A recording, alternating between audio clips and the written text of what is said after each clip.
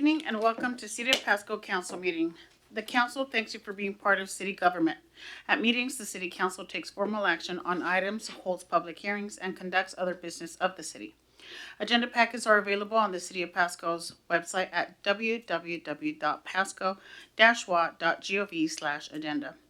This meeting is being televised live on PSC-TV channel 191 on Spectrum Cable in Pasco and Richland and is streamed on the city's Facebook page, website, YouTube channel, and GoToWebinar. This and previous council meeting video is available on the city's website. Lastly, the public may submit their comments and or questions by contacting the city manager, city clerk, or by using the Ask Pasco app. And with that, can I get a roll call, please? Council members Brown, Present. Campos, Present. Milne, Here. Roach, Present. Serrano, Here. Mayor Pro Tem Maloney, Present. and Mayor Barajas. Present. And with that, would you please join us for the Pledge of Allegiance?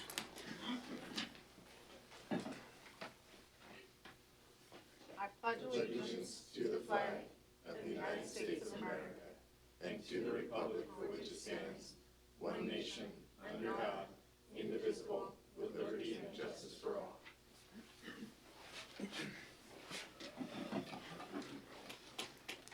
Thank you for that. So with that, we'll move on to right now. Debbie? Right now or after? All right. So we will start the day bright and early with our next item on the agenda, not on what I'm looking at currently. We will need 20 minutes to go into executive session. Council will now meet in executive session to discuss legal counsel about current or potential litigation per RCW 42.30.110 LI. It is 7:03. We will return at 7:23.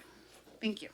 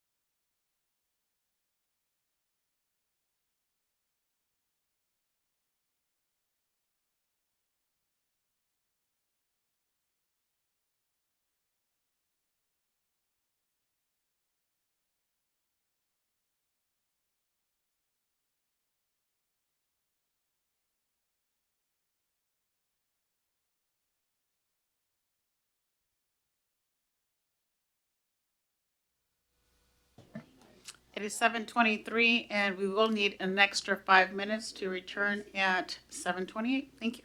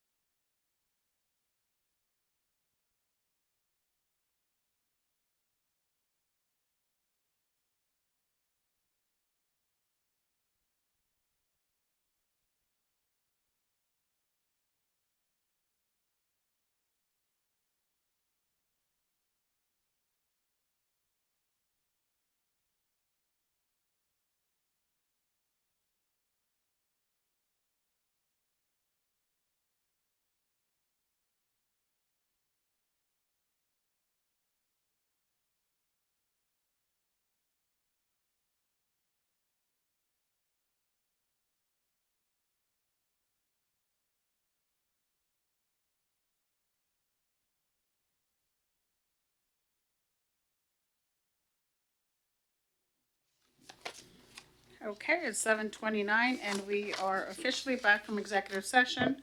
We'll move right along our agenda with the next item on the agenda, the consent agenda.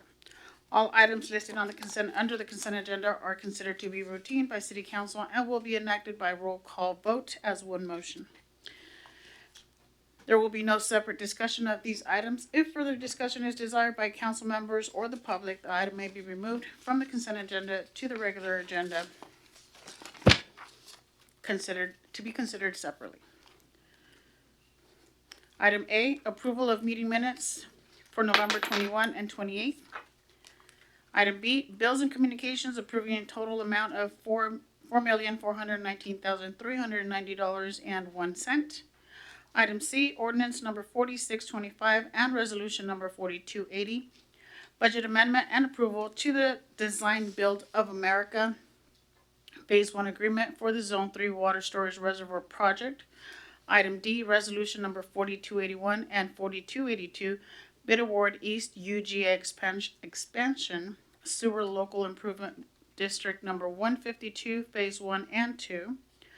Item E, resolution number 4283, second work acceleration agreement for the process water reuse facility pretreatment improvements.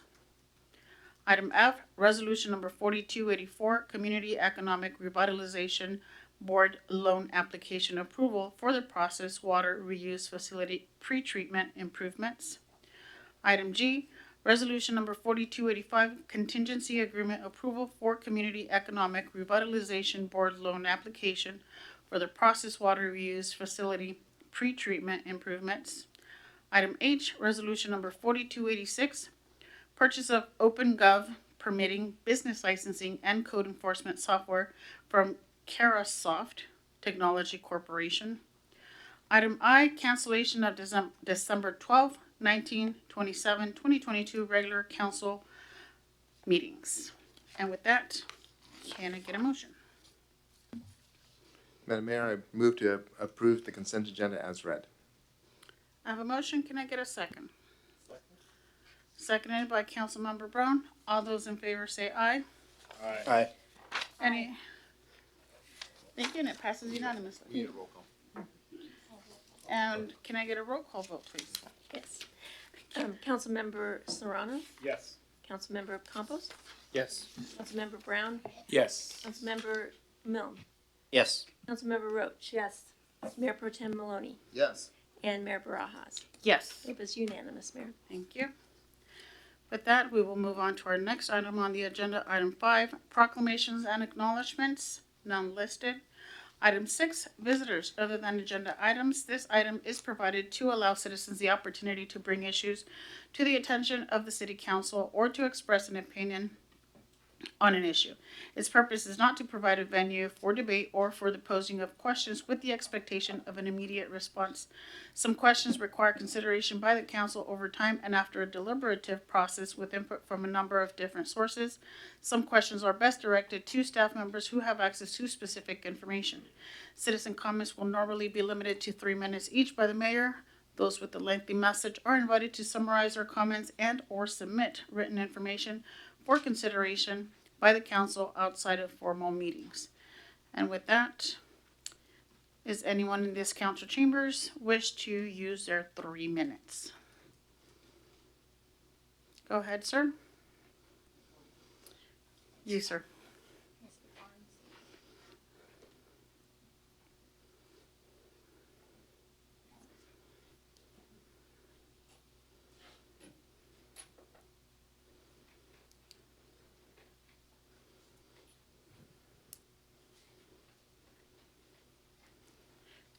If you'd like to press the button to turn on the mic, thank you. Thank you. I'm Dallas Barnes, 1628 West Marie Street, Pasco, Washington. Earlier tonight, I pledged my allegiance to the flag, and in so doing, I recognized that we had liberty and justice for all. I stood and took that pledge, and on Thursday night, at the Code Enforcement Board meeting, I took a similar pledge to the flag for liberty and justice for all. I meant that. Nonetheless, at the Court Enforcement Board on Thursday night, I got all but a commitment to that allegiance that I took. I was summoned to the Code and Board meeting to answer allegations, and I went there prepared to do that. At that meeting, I received a different set of complaints and was unable to respond as I had planned.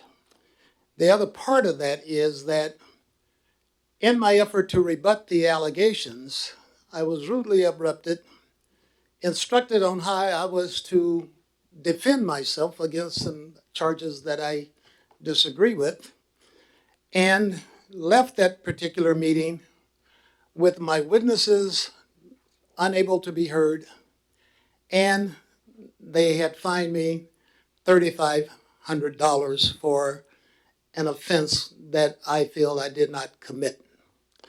Now, why am I here? Why did I brave this weather to come out here under the circumstances? Is because sometimes sacrifice is necessary to fight the political tyranny, I'll call it alleged tyranny, that I experienced when I was summoned to the Code Enforcement Board. And what I'm asking the board to do is to review the videotape on Facebook, where you can see the proceedings and look at the things that I'm complaining about and make your own judgment about whether or not the process was fairly done in your name and in my name. Finally, one might ask, why am I here, braving the weather, doing all of this kind of stuff? Well, sometimes sacrifice is necessary to fight for the freedoms that I pledged my allegiance to, which was liberty and justice for all. And I'm asking the council to consider that as they review the concerns that I bring to their attention. Thank you much. Thank you, Mr. Burns.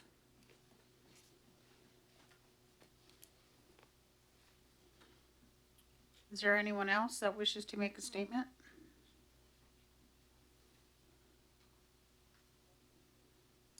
Mr. Portugal, go ahead.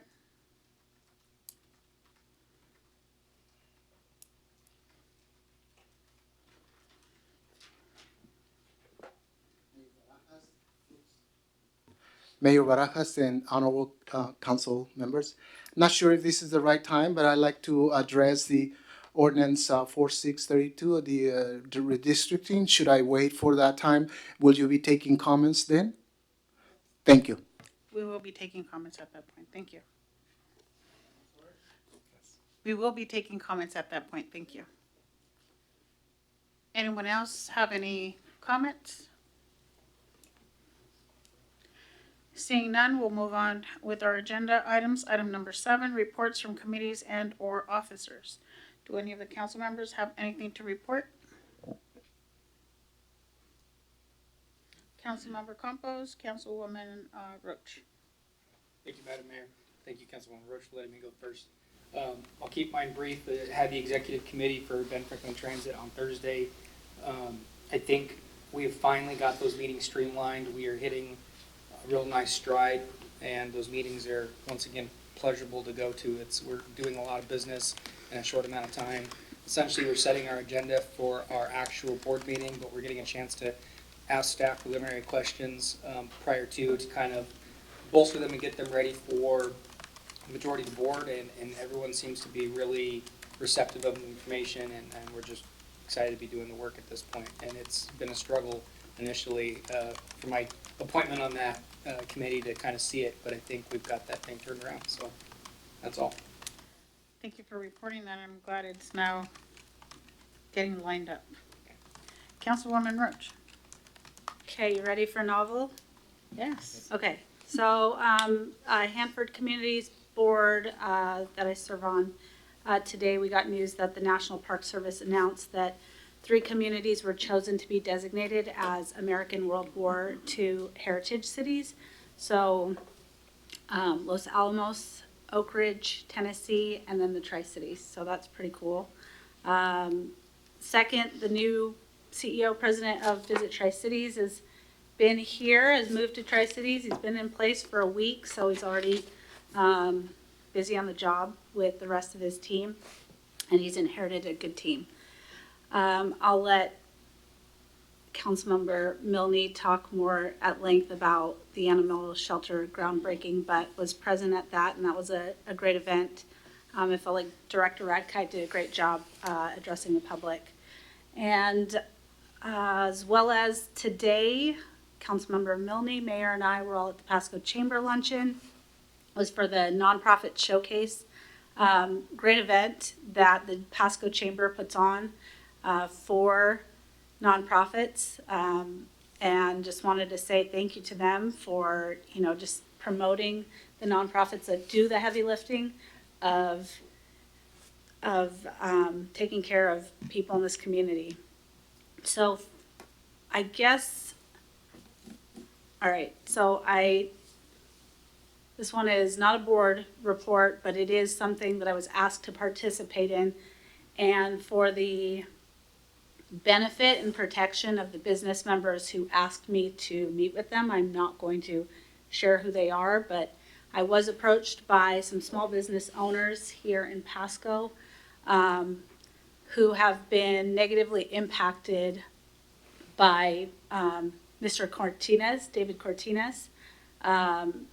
They have, shared with me their experience, their personal experience of feeling fear-mongered and intimidated, and they don't know who to turn to. And so they've come to, at least me, I think maybe they might be approaching some of you other council members as well, but I feel that it's incumbent on me as a council member to make sure that business owners, or any residents for that matter in Pasco, do not feel fear-mongered and intimidated to do their business in Pasco, just because they don't belong to an association. That's not okay. And so I'm purposefully talking about this because I've already started to receive negative fear-mongering emails about this particular, just me meeting with business members. So I think it's really important to share about it so that it's out in the open and people know what's happening. And so that's what I have for you. Thank you for sharing that, Councilwoman Roach. Councilman Milne. Yeah, thank you, Madam Mayor. I also did want to talk about, of course, the groundbreaking, but I did want to say at the Chamber lunch today, it was great seeing all the different nonprofits. I got to get so many in one room and actually go through and talk to the different groups and how they're helping Pasco and the Tri-Cities become a better place. So it was actually one of the best chamber lunches I've been to this year. And then probably the best thing, actually, I think being on council was the groundbreaking event last Wednesday for the animal shelter. We had 4 council members there, Craig, Blanche, and Zara, and myself, and we got to do something that's been long overdue, and I was just, again, Zach Radkite did a very great job, and of course it was raining, but there was a great crowd, a lot of other dogs there, and I was glad to be part of this and move this project forward, and again, I can say it's one of the best accomplishments, I think, as City Council, that we've been able to get this wrapped up and move forward this year. So again, it was very, very good last Wednesday. So I appreciate everybody that did show up and all the staff that has worked so hard on this. It was a big lift. So I'm, again, very proud to be part of this. So thank you. Thank you for sharing. Anyone else wish to share anything else? Seeing none, again, thank you, council members, for being part of the community, being part of the commissions you've been assigned and representing the city well, representing city staff, city, and the businesses as well. We are here to be that voice, and if you don't see all of us in one place, one of us will be there, and we all represent the council. Yeah, and Councilwoman Roach, you've been approached. I'm sure several of us have been approached at some point, and I'm turning to staff. I'm not sure, Mr. Erickson, interim, Lincoln, maybe some guidance on how we can work on that particular situation Councilwoman Roach brought up. Thank you. With that, we'll move on to our next item on the agenda, item B, General Fund Monthly Report for from August to October 2022. Director Buckley.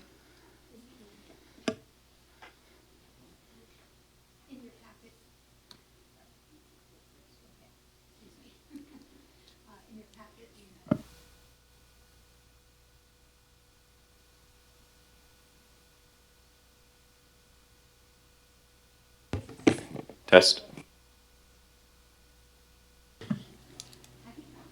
It's very low. Sorry for the inconvenience.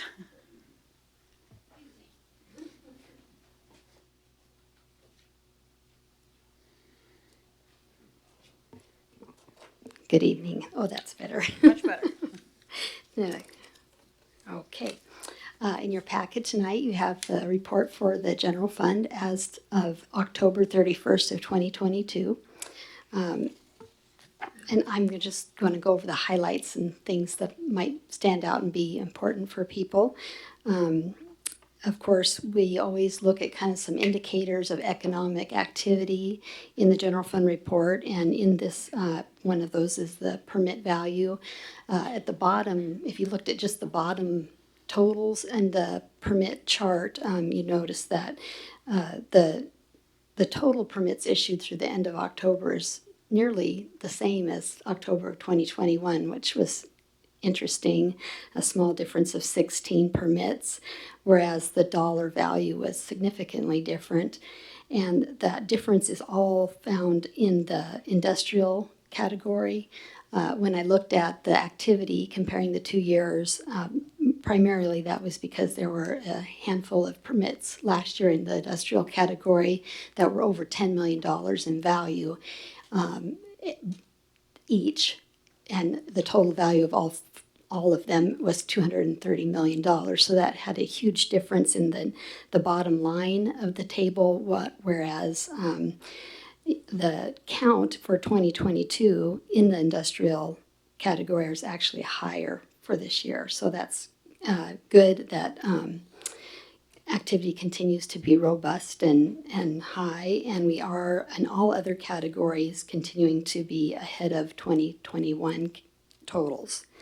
The other thing that was interesting, and I think you'll probably see this in your packet, but in case you didn't get a chance to read it yet, residential has in volume gone down, although the permit value is a little bit higher than last year. But some of the categories that are not depicted in the table are increased, and those are, I know of interest to council, those are multifamily and residential accessory dwellings. And then also, while the permit total went down, we did have more permits for residential major alterations. So that's all good economic indicators for the future and for the general fund. Sales tax continues to be at a good value as compared to last year. We are 35% ahead of where we were last year. If you look at the sales tax we've received through the end of October, that is reflective of sales that occurred through August. So we always have that 2-month delay. And so when I come back to you at the beginning of January, I should be able to get you a little closer to the end of the year and more information to see how we compare to 2021. But luckily, the amounts stay high, and even as recent as this October reporting, the total was 27% higher than last year at the same time. And then revenues are also at a good spot. We're through 91% of the year if we were in October, and I know we're further along. But all in all the revenues are higher than expected. Our one low spot is intergovernmental revenue, which is really reflective of grants and loans and being reimbursed and the percentage of those projects that we've made our way through. So as that moves along, we'll recognize more of that revenue. And then expense-wise, everything is under where we would expect to be this time of the year as of October. And the one place that's a little ahead is services, and that's more indicative of two things. I guess one, timing, just that everything isn't as linear as we sometimes would like it to be. And then also there is some inflationary pressure on some of those services. But as we are going to talk about supplemental budget later, and the expenses are checked at the fund levels, not item by item, so we have no trouble with that service line being a little high, excuse me. And then I just put in the report where we spent money between July and October, because that's the time frame that between our last general fund report and those capital projects where the spending occurred and activity took place. And probably you've seen, are the Lewis Street overpass, the Fire Station 85, and the paving of the Thunderbird Motel and wayfinding. So all those things are good improvements around town. And as far as the financial outlook, revenues, as I said, remain strong. I'm thankful that our budget is in place for next year, and as we move into the budget, we'll be mindful to watch both revenues and expenses very cautiously and carefully and review how those are stacking up and where we might make adjustments. And one thing to keep in mind, or that I'd like to point out, is that one of the things that we did budget is a general fund forecasting model project, and so we will start that in January, and I think that will be very beneficial as we move into the coming years. And so I'll be looking forward to come back and tell you more about that. Any questions? Any questions from council or comments? Thank you very much, Director. Yes. All right, and with that, I'm not sure if you want to stay there. I thought I would. Okay. We'll move on to our next item on the agenda, item 8, hearings and council action on ordinances and resolutions relating thereto. We do have item A, public hearing and ordinance number 4626, approval of 2021-2022 budget supplement operating and capital projects budgets. Director Buckley. Thank you. I'm sure you'll recall that last week I at the workshop talked about the supplemental budget requests. There were a few items that we were still researching and just wanted to make sure that we needed to include them. So they have been added to the itemized list of projects that are in the agenda report, and I was going to point those out very quickly, just in case there was any concern or clarification needed. The ones that were added were the Community Development Block Grant Fund in light of our Section 108 loan for the Peanuts Park construction. That occurred after the budget was formed, and we could have added it last year, but that didn't happen. So we're adding it this year to make sure we have enough authority to, because we have spent that money and Peanuts Park is luckily the benefactor of that. The other addition, is what we added, Local Improvement District Fund. Expenses increased just in light or as a reflection of payoffs on homes, and so we were able to pass those payoffs through and draw down the loan. So that's a good change. The Medical Vision Benefits Fund, we need to make an increase in the appropriation level, and spending is on trend with what has happened in the past couple of years. We just didn't have the budget high enough, and so this is taking care of that, getting us authority. And then finally, an important one that we added was for the Public Facilities District Fund.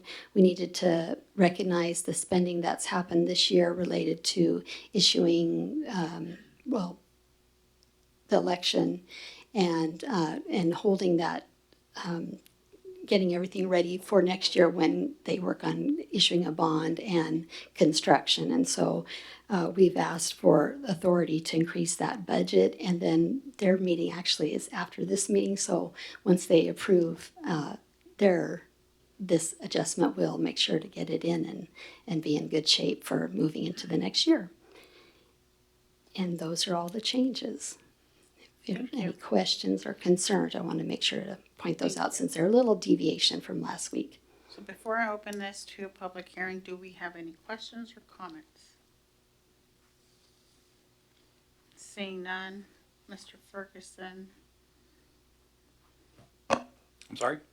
So we're gonna open a public Public hearing? hearing? Yep, that'd be great. All right. Okay, so this hearing is now open. Is there anyone in the chambers, council chambers, that wishes to make a statement? Do we have anyone online? Second call for statements or questions, comments regarding this article, this item.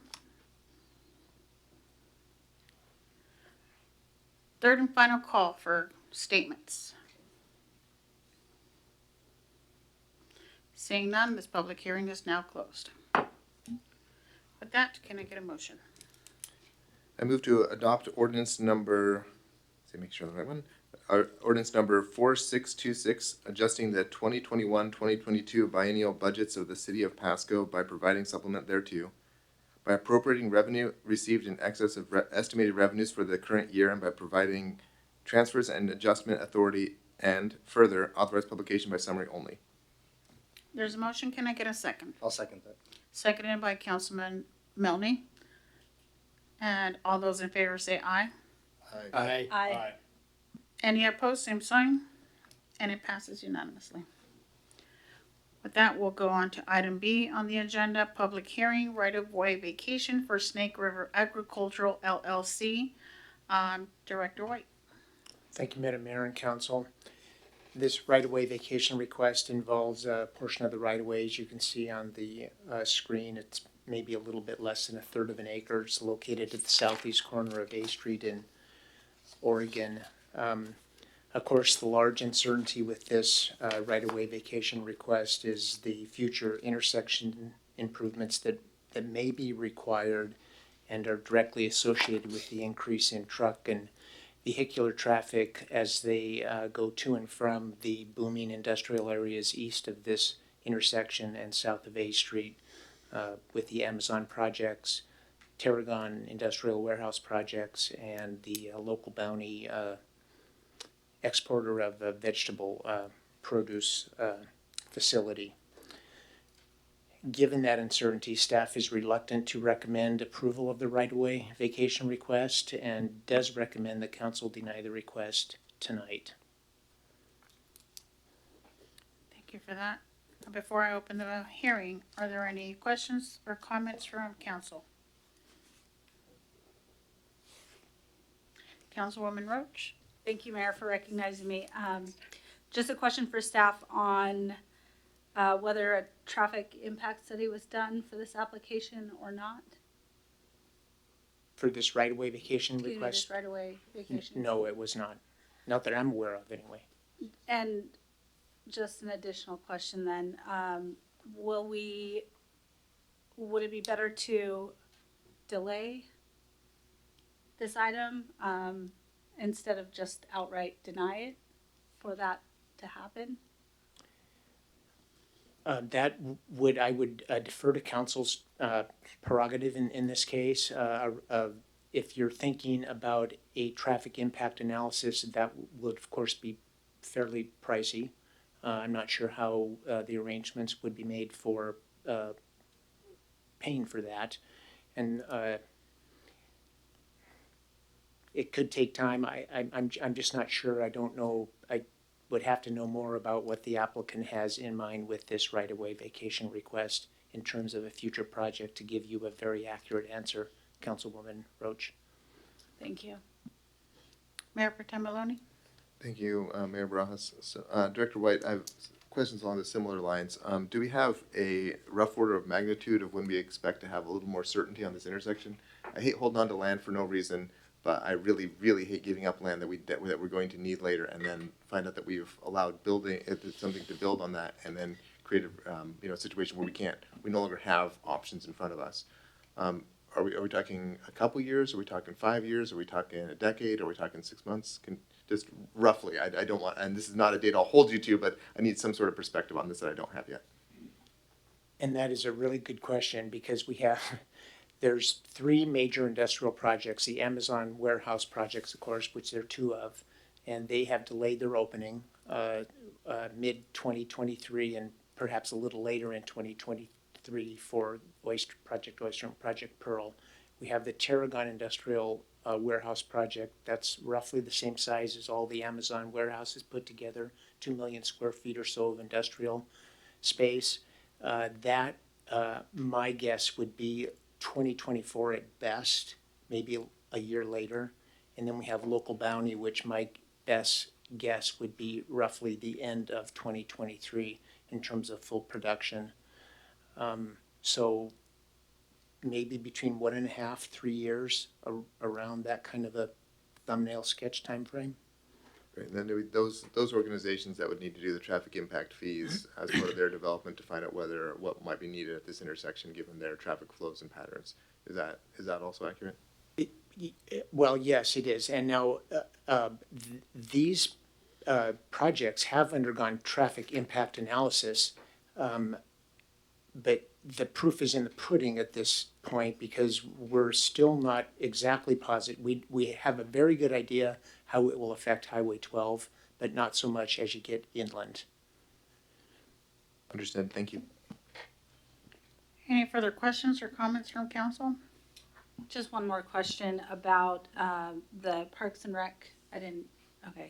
Parks and Rec plans to build out the soccer fields on East 8th Street. When is that due? Just out of curiosity. I think the first phase is roughly due in 2023. Mr. Rackeye? That's current. That project's currently underway. Councilwoman Roach, if you can hear me. I can hear you. Okay. Do we have it? That project's currently underway. We expect the work on the first 3 soccer fields to begin in January. To begin in January. And when do we anticipate its completion? We're thinking about May or June. Okay. So that would also add to traffic impact in this area. Councilman Serrano. Mr. White, I don't think I missed this, but in case I did you indicate the purpose for which this is being requested, the vacation? I did not. Okay. Do we have any idea of what it is? I don't, but I know the applicant is here this evening. Okay, I think my concern is very aligned with what Mr. Maloney indicated. It's one thing to hold on to property, which may or may not be used, but certainly if we need to widen this out to accommodate some other very large scale projects, in addition to some of our rec projects that are currently ongoing, I'd be remiss if we gave it up, something got built, and then we were unable to operate those facilities because of this, or we had to find some other means. There's always another way, but it doesn't make it better or easier. So appreciate that. Any further questions or comments? Seeing none, this hearing is now open, and with that, I invite anyone from council, from chambers, to make a statement.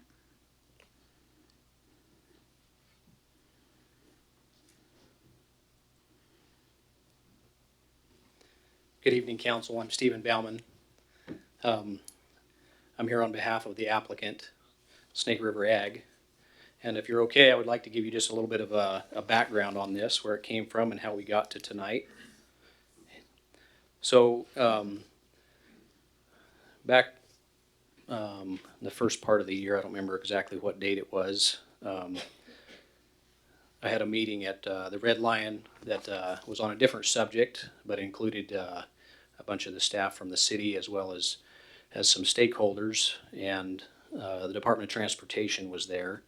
And through a course of conversation, my client, Snake River Ag, asked me what the process would be to get this part figured out. Having just gone through a similar process with a different property, I recommended to him the course of action, and it happened to be that day that we had the Department of Transportation there in the room, as well as the city manager at that time and the city engineer. So we had the conversation of what this might look like, and we asked the DOT representative what they would recommend. They said that they had just recently gone through an evaluation of this piece and found that they did not need this piece of property. And so they said, however, because of their processes, they could not give it to the adjacent landowner because of their processes. But they said, however, we can give it to the city of Pasco, and the city of Pasco could then give it to you. And so that process was started that day. DOT followed through with their part of that process, and they gave that right of way from the Washington State Department of Transportation. They gave it to the city of Pasco. My client, Snake River Ag, then followed through with that process with the same consultant engineering firm that I had just recently used to go through the identical process, which is vacating unused right of way. So as we followed through with that process through conversation, when we found the packet that this was continued to tonight, when we found that, we asked last time that it be continued because we didn't understand, wanted better understanding of why that there was a staff recommendation for denial. The best of our understanding that we can find is once the city of Pasco found that they had this in their hands, they changed their mind on a willingness to give it to my client, Snake River Ag. So I have two requests for you here tonight for consideration. Before I share that, I'll just give you an idea of what the plan is. This corner is in design right now to become a gas station. And I do have a single copy that I could share if anybody would like to see it, or you can pass it around if there's a wish for that. But the intention of it is to be a gas station. It is under design today, and my client is working diligently towards that. The results of not vacating this right of way is a parcel of land that sits vacant that is undeveloped. With the current rules of the city of Pasco today in development, a developer is required to improve the right-of-way of a street that they abut. We don't believe, as far as the Pasco Municipal Code and the standards and specifications as they are written today, the way that they're written, we don't believe that this would require Snake River Ag to develop this portion of ground. It would remain vacant and undeveloped. Understand that the city has concern about the future of this being developed, and with that concern, believe that could be easily mitigated by the city retaining the portion that they feel that they need for these potential future developments by retaining a road easement for future use if necessary. What this right now as the design would have this develop, it would be potential driveway and or parking in the parking lot of a gas station.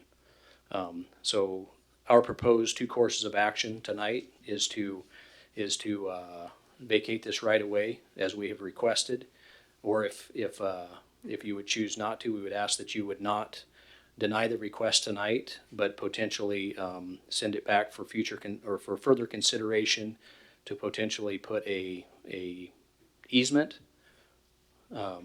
If it was ever necessary, it's going to be pretty difficult with the layout of this intersection to make this a roundabout or something of that nature. With the turning radius of large trucks in a commercial industrial area, it's very hard to make that corner any tighter than it is.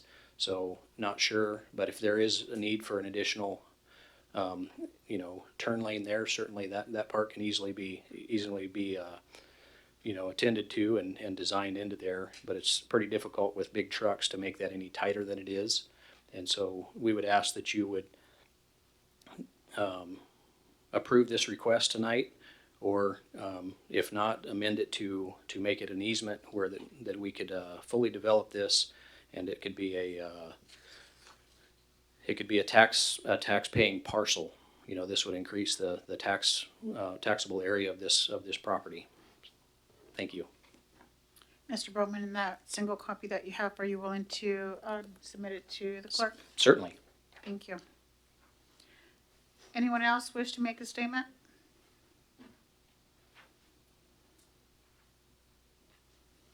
Third and final call for statements on this issue. Seeing none, this hearing is now closed. Course of direction. Mr. Ferguson. So at this point, based on our code, the public hearing has been held on this matter. And so as our code says in PMC 1240-130, excuse me, following the public hearing thereon, the city council may authorize an ordinance for the vacation of street, alley, access easement, or any part thereof. And then it goes on to say that the city may provide, the ordinance may provide for retention by the city of all easements or rights with respect to vacated land for construction, repair, maintenance, utilities, those types of things. So at this point, procedurally, the council can make a motion to deny the vacation. It's a pure legislative decision. It's right of way that's currently in the city's possession, so it's a legislative decision. It's not a quasi-judicial decision. So the council can make a motion to deny it if they want to proceed that way. Make a motion to, or can make a motion to continue that if you want any more further information for staff to move forward on, or to return to you with an ordinance actually vacating. Thank Unless you for that. Mr. White has anything else to add there. So with that response, do we have any questions or comments? Councilman Serrano and then Mayor Pro Tem Maloney. Mr. Ferguson, would it be too hard on the fly to kind of split the baby, as Mr. Baum's indicated, where we would potentially, what would be grant the request, but seek to retain some sort of easement? I'm guessing we need meets and bounds or some other surveying work.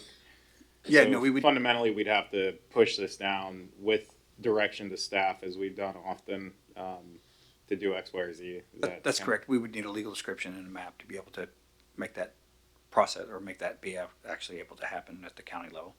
Okay, thank you. Mayor Pro Tem Maloney. Thank you. Director White, a lot of new information was just brought to our attention. And I'm a little frustrated that this is the first time I'm hearing some of that information. For example, if there's been ongoing conversations about the use of this land and specifically that it was transferred into our possession when it wasn't before, things like that, I'd really appreciate those being in the packet in the future, because that just really helps me understand a little better the context as we're making these decisions. So could you speak that at all? I don't want to turn into he said, she said, or anything like that. It's not complicated. WashDOT turned it over to the city, straight and simple, and they, at the same time, said it's under the city's control. It's basically that simple, and that's what they did. And there's an email that basically is that short from WashDOT that says that. And certainly I can make sure that actually, I thought it was in the packet. I apologize. For me, it sounds like we've conducted the public hearing. Mr. Ferguson, I guess the question is to you for a standpoint of, is there a timeliness aspect in our code or anything else that requires us to make a decision tonight, or one way or the other? If not, and it doesn't sound like we need to continue this because the hearing is now closed, so we can just simply not make a decision tonight and table this for further. Well, there's two things going on there. One, there's the public hearing, which is now closed, so you moved on from that. I'm not aware of anything. There are some things, especially the items further on the agenda, where you're not allowed to have more than one hearing, but I don't think this is in that realm. So the public hearing is closed, but the item on the agenda is to either approve or deny the particular request for vacation. So at this point, I don't think there's anything, and I certainly don't see anything in the code that would require us to have done anything by a certain time limit. It's a pure legislative decision. So just like any other ordinance, you could ask us to bring it back, months from now, I think. So at this point, I think, really what staff we would just need is to know whether council wishes to continue this to come back with a particular item, or to come back with different research or more information. Yeah, I'll just state from my perspective, I'm interested in understanding a little bit more about the overall need. I agree that particular right-of-way would make for a very funky intersection at best, and I'm certainly interested in potentially pursuing an easement if that's appropriate, or some portion of a smaller portion of release of the right-of-way. So I'm interested in understanding a little more, and so I'm interested in continuing this conversation into next year. with a little more information as to what might that potential future even look like, where even if we did have an expanded traffic coming, especially from the east going west along here, how that intersection there would be impacted by some of that. So I guess I'd like a little more homework on this and a little more information about what we could do to accommodate both parties, make sure we have room for an intersection improvements if need be, but also do our best to satisfy the needs of a property owner. My 2 cents. Thank you. Thank you for that. Any further comments? Councilman Serrano? Yeah, I think the one comment I'd tack onto that is just looking at staff.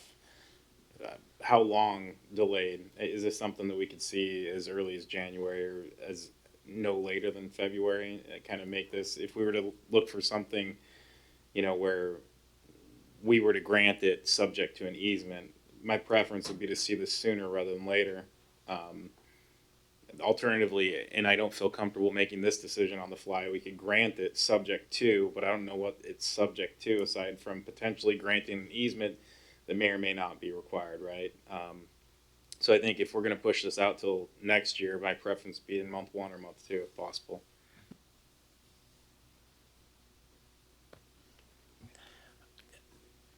Thank you, Councilman Serrano. I think for accuracy's sake, if we had, let's say, a month to study what the impacts of that course of action might be, and then we can get back to council with a memorandum. I don't know that it can happen to be, get resolved in a month, but I think we can be in a much better position within a month to tell you what the future action might be. Thank you. I do appreciate the comments and guidance. Thank you, madam. I was just going to say that I also agree with Councilman Maloney 100% on this, that I'd like a little more information and try to work it out with both parties. I think it's in the city's best interest if we could do this, and I think it would be a good spot for a gas station as well. But yeah, you definitely need a easement in, so I'd like to see this as well. Perfect. Thank you for sharing that. So that's what I was going to share as well. If we can revisit. Councilwoman Roach. Yeah, same, Mayor. I just wanted to echo the same consensus. I guess too, what I guess some of my processing of this is that it's a little bit difficult to go off of information that was discussed verbally at a meeting a year ago without council present, without knowing what was discussed and what city staff made promises. I think that's also problematic for me to think about. Shouldn't be any assurances given to property owners or business owners from a city staff when it requires a legislative decision, because then that is council's decision to make. So I don't know what happened then till now, but I do find that problematic. Thank you. With that, we'll get a motion. Can we do an amended motion at this point? So at this point, it sounds like council would like to continue the matter. So yeah, I think just a motion to continue the matter. Our suggestion would be for the workshop on February 13th, but that's certainly just a suggestion. Council's free to do what it chooses. And this can't just die for lack of motion, Mr. Ferguson? No. You choose not to take any action at all? Does it just die for lack of motion? No, because we held a public hearing and it was on for an action item, so it'd be preferable to move to another date. I heard February 13th is what staff is asking for.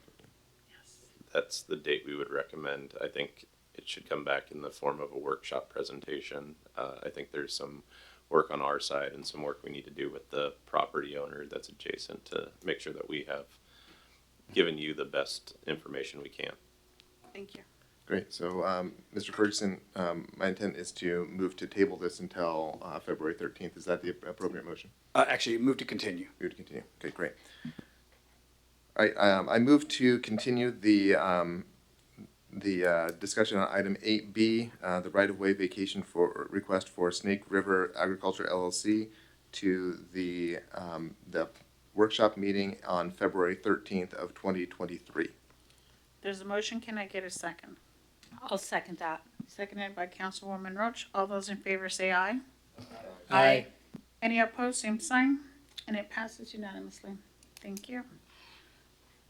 With that, we will move on to item C, public hearing and ordinance number 4627, approval of Alfred Cole annexation. Director White.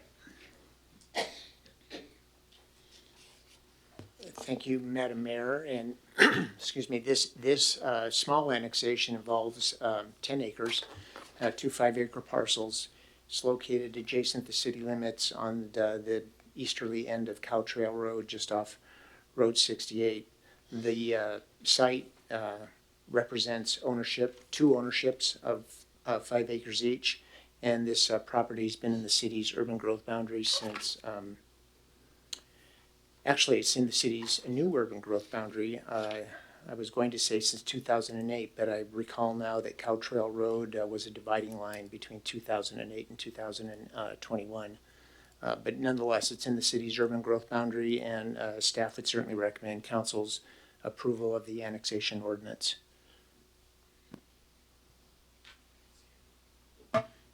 Thank you for that. Are there any questions or comments from council before I open the hearing?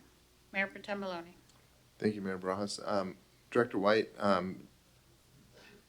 outside of this, after this public hearing and potentially offline, I'd like to receive a little more information on how this might affect or be affected by any of the, I'm trying to remember what the term is right now. I'm suddenly spacing on it in terms of building out infrastructure, water development projects, stuff like that. LIDs. Thank you. It's good to have a good team around. So I'd be interested in how and the process of how this would impact or not be impacted by the LIDs. So no need for immediate response, but just something I'd like some more information on. Thank you. Any further questions or comments? Hearing none. This hearing is now open. And with that, I invite anyone in council chambers to make a statement. Second call from anyone in council chambers to make a statement on this issue. Third and final call for anyone in council chambers to make a statement on this issue. Hearing none, this hearing is now closed. Can I get a motion? I move to adopt ordinance number 4627 relating to annexation and annexing certain real property to the city of Pasco and further authorize publication by summary only. There's a motion. Can I get a second? Second. Seconded by Councilman Serrano. All those in favor say aye. Aye. Any opposed, same sign. And it passes unanimously. Thank you for that. And with that, we go on to item number 9 on the agenda, ordinances and resolutions not relating to hearings. Item A, ordinance number 4628, approval of Acevedo rezone from RS12 to R1, and Director White. Thank you, Madam Mayor. And this proposed rezone, as you mentioned, is currently zoned RS12. The proposal is to change it to R1. It's located on the east side of Road 44 at Marie Street. It's a very long, as you can tell, rectangular parcel. The hearing examiner conducted a public hearing on this proposal in November and has forwarded a recommendation of approval to City Council. Is there any questions or comments, Council? Just real quick, because this is a quasi-judicial matter, this is a hearing to render final decision on the materials presented. It's defined as a proceeding in which the council defines legal rights, duties, and privileges of specific parties. The appearance of fairness doctrine applies, and it must be fair in 3 respects: form, substance, and appearance. All council members should consider whether they have potential conflicts as follows: A, demonstrated bias for or against any of the parties; B, any direct or indirect financial interest in the outcome of the proceeding which would affect a council member's personally, whether there has been any prejudgment of the issues prior to the hearing of the facts, whether there have been any ex parte contact with anyone other than staff prior to the hearing, and finally, E, any other conflict which a council member believes would prevent them from hearing this matter fairly and impartially. So at this point, is there any, if any council members have any of the concerns or disclosures, now would be the time to make them known. Hearing none. Are there any members of the public seeking to disqualify a member of council from participating in the proceedings? Seeing none. Thank you. And then with that, I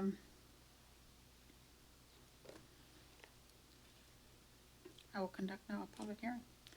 So with that, No, I'm sorry. I confused. This is a quasi judicial matter, but since the hearing was actually held, the open record hearing was held at the hearing examiner. The council just needs to make a decision. Thank you again for that clarification. Yeah, sorry about that. No comments from anyone in council regarding this issue? Seeing none, can I get a motion? I move to adopt ordinance number 4628, approving a rezone at 1305 Road 44 from RS12 Low Density Residential to R1 Low Density Residential, and further authorize publication by summary only. There's a motion, can I get a second? Second. Seconded by Councilman Campos. Sorry, I was a little delayed there. I just have a quick question for Mr. White. I see that this invokes Pasco Municipal Code 21.20.060, which is lots without public street frontage. It seems that that's intended for not typically as long of parcels. I mean, what type of exemption process? And it seems like to a great degree we're going to go to some farther lengths to accommodate this request. Am I wrong there? Well, there are some code provisions that may be applicable to this property, but not with the RS12 zoning. The minimum lot size is just too large. Okay. The provision in the code that you cited, the lots without public street frontage, I think can apply if it can be designed so that they don't exceed the length of the private drives. And it's possible, it's not easy, but it's possible. They may not end up with the number of lots they want, but they may end up with additional lots. Okay, I appreciate that clarification because I think I was a little concerned when I was looking at 5 and, just trying to piece this together in a way that it's compliant without exceeding really what we're allowed to do. So I appreciate that. Okay, we have a motion and it was seconded. All those in favor say aye. Aye. Any opposed, same sign. Nay. There's 6 ayes, 1 nay. Thank you.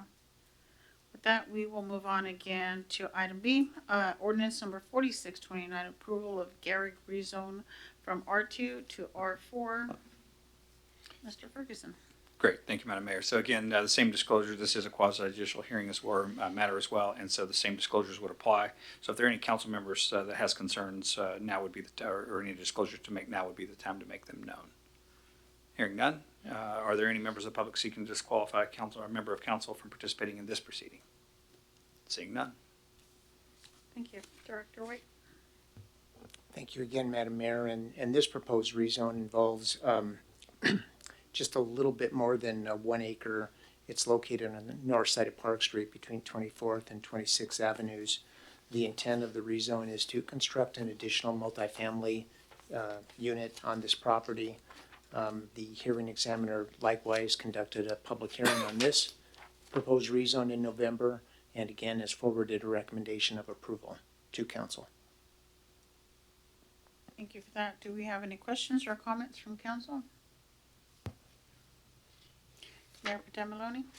Thank you, Mayor Barajas. So Director White, so this is one of those things that's endemic of infill properties, right? Where this is just, we have a very strange shaped lot here without a lot of frontage given the amount of area it has. And so is the concept here that by increasing the density or the zoning classification for this, it will allow more alternative options for how one could fit more people onto the same land that exists within the city today. Is that accurate? Yes, it is, and actually the rezone, and speaking with the applicant, would give him the flexibility of redesigning the access to the site in particular, so that it could serve both the existing unit and a unit, at least in theory, located in the rear of the property with a better parking arrangement. Great, thank you. That's all I had. Any further questions or comments? Hearing none. Councilman Serrano. So to be clear, on the existing site, that's a single family or is that the multifamily? It's multifamily. Okay. I think I was very concerned about increasing this to have a single family and a multifamily on the same space, especially backing up to what I believe is also single families, right, up there in the cul-de-sac. Okay. I appreciate that clarification. Thank you for that. With no further questions or comments, can I get a motion? I move to adopt ordinance number 4629, approving a rezone at 2503 West Park Street from R2, medium-density residential, to R4, high-density residential, and further authorize publication by summary only. There's a motion, can I get a second? Second. Seconded by Councilman Brown. All those in favor say aye. Aye. Any opposed, same sign. Nay. 6 yes, 1 no. Thank you. With that, we move on to item C. Another quasi-judicial matter. Ordinance number 4630, approval of Davidson rezone from RS20 to R1. And again, Great, thank you, Madam Mayor. Again, this is a quasi-judicial matter, and so the appearance of fairness doctrine applies, and so the same disclosures with regard to bias and prejudgment of the issues, ex parte contact, or any other conflict, now would be the time to make those disclosures known. Hearing none. Any members of the public seeking to disqualify a member of council from participating in these proceedings? And seeing none. Nope. Director White, thank you. Thank you, Madam Mayor. And this proposed rezone request is for almost exactly 3/4 of an acre. It's located at the northwest corner of Court Street and Road 60. The rezone is intended to give the owner of the property the flexibility to develop an additional unit to the rear of the site. The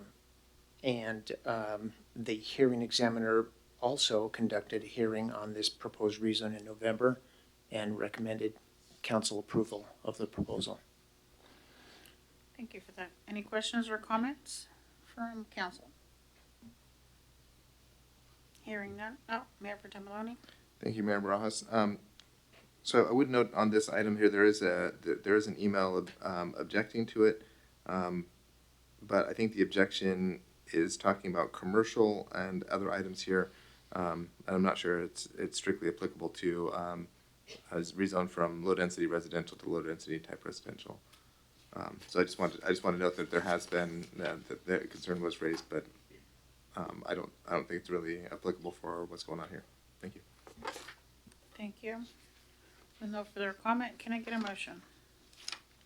I move to adopt ordinance number 4630, approving a rezone at 6007 West Court Street from RS20 suburban to R1 low density residential, and further authorize publication by summary only. There's a motion, can I get a second? I'll second that. Seconded by Councilwoman Roach. All those in favor say aye. Aye. Any opposed, same sign. Yeah. 6 yes, 1 no. Thank you. With that, we move on to our next item on the agenda, ordinance number 4631, amending the Pasco Municipal Code Title III and establish Animal Control Operations Fund. Director Buckley. Good evening again. Tonight I'm coming to ask for the establishment of a new fund for the city. Since we have taken over operations at the animal control facility, we have recorded financial activity in the general fund, but moving forward we'd like to have a unique fund for the animal control and services activity. It allows us to it's a special revenue fund, and we can have all activity in just that fund, segregated and easy to report and very transparent to council members and the public. And so I'm just asking for the authority to set up that new fund. Thank you. Do we have any questions or comments? Mayor Pro Tem Maloney. Yes, thank you, Director Buckley. No issue with this. I think the transparency is really important for this facility, especially if we're going to win back trust from our community. And I would ask staff to, not just from a financial perspective, but I think this next year we need to have a lot of conversations about transparency and citizen engagement and advice on how to run our shelter. Obviously, we've all been getting lots of emails, lots of concerns with the operations in addition. So as we're looking at all those, I would really like to understand better how we can meet that community desire for transparency and engagement. That's all I have to say. Thank you. Thank you. Any further questions or comments from council? Seeing none, can I get a motion? I move to adopt ordinance number 4631 relating to the establishment of the Animal Control and Services Fund to support the newly city-managed facility and create a new Chapter 3.147 Animal Control and Services Fund in the Pasco Municipal Code, and further authorize publication by summary only. There's a motion. Can I get a second? I'll second that. Seconded by Councilman Milne. All those in favor say aye. Aye. Any opposed, same sign. And it passes unanimously. With that, we go on to our next item, item E, resolution number 4287, 2023 through 2025, International Association of Firefighter Local 1433 Collective Bargaining Agreement. For that, we have Colleen, our Human Resources Director.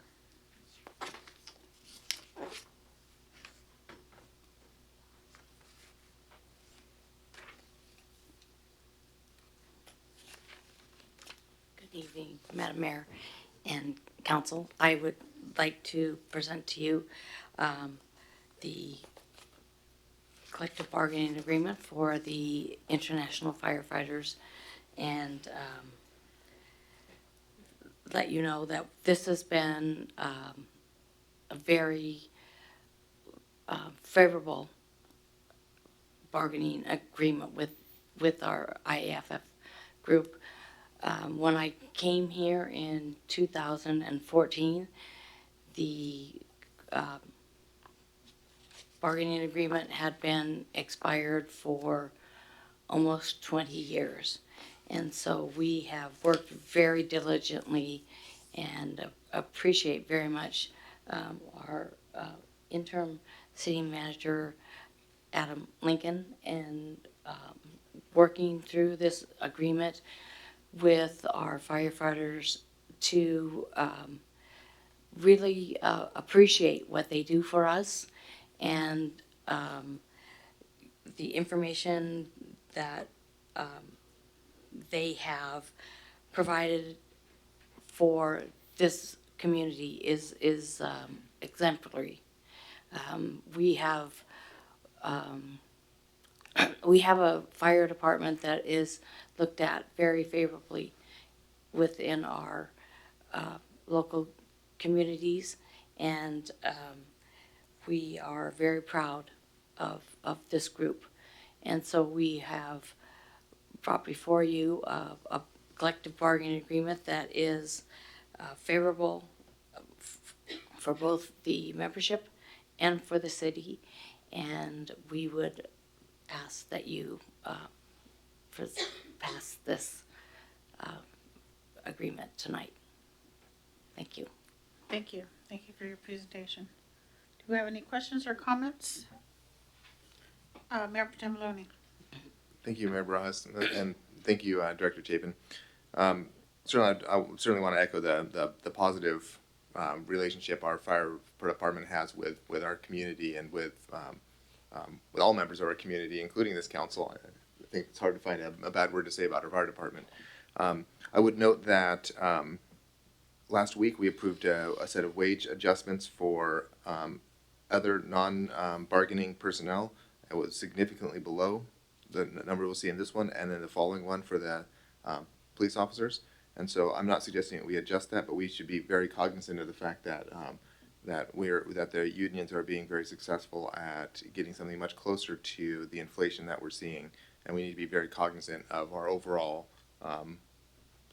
salary actions and our wages and how those are all both increasing, but also to be cognizant of the fact that if we have a significantly disparate treatment, that our employees will be rightfully frustrated and upset at the treatment they're getting. So we need to keep that in mind as we continue to look at that pay scale and how that works. So thank you, Director Chapin, for I know union negotiations are complex and difficult, and if we can shake hands across the table on these things, that's a really positive thing. So I'll be in support of this. Thank you. And I thank you for that. And it is an interest arbitration group, so that does make a difference when we are meeting across the table from them, with them. And we are very appreciative of the group and the willingness on their part to bargain in good faith.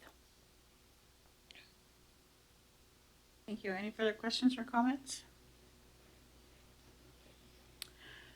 Director Chapin, I think we all agree in council that our fire department deserves this agreement, and we're in full support of their efforts and everything that they do for the community. Wow, yes, I can't say more because the chief is here. Well, we appreciate you all. Yes. And with that, hearing and seeing no more comments, can I get a motion? I move to approve resolution number 4287, approving the 2023 through 2025 collective bargaining agreement with the International Association of Firefighters, local number 1433.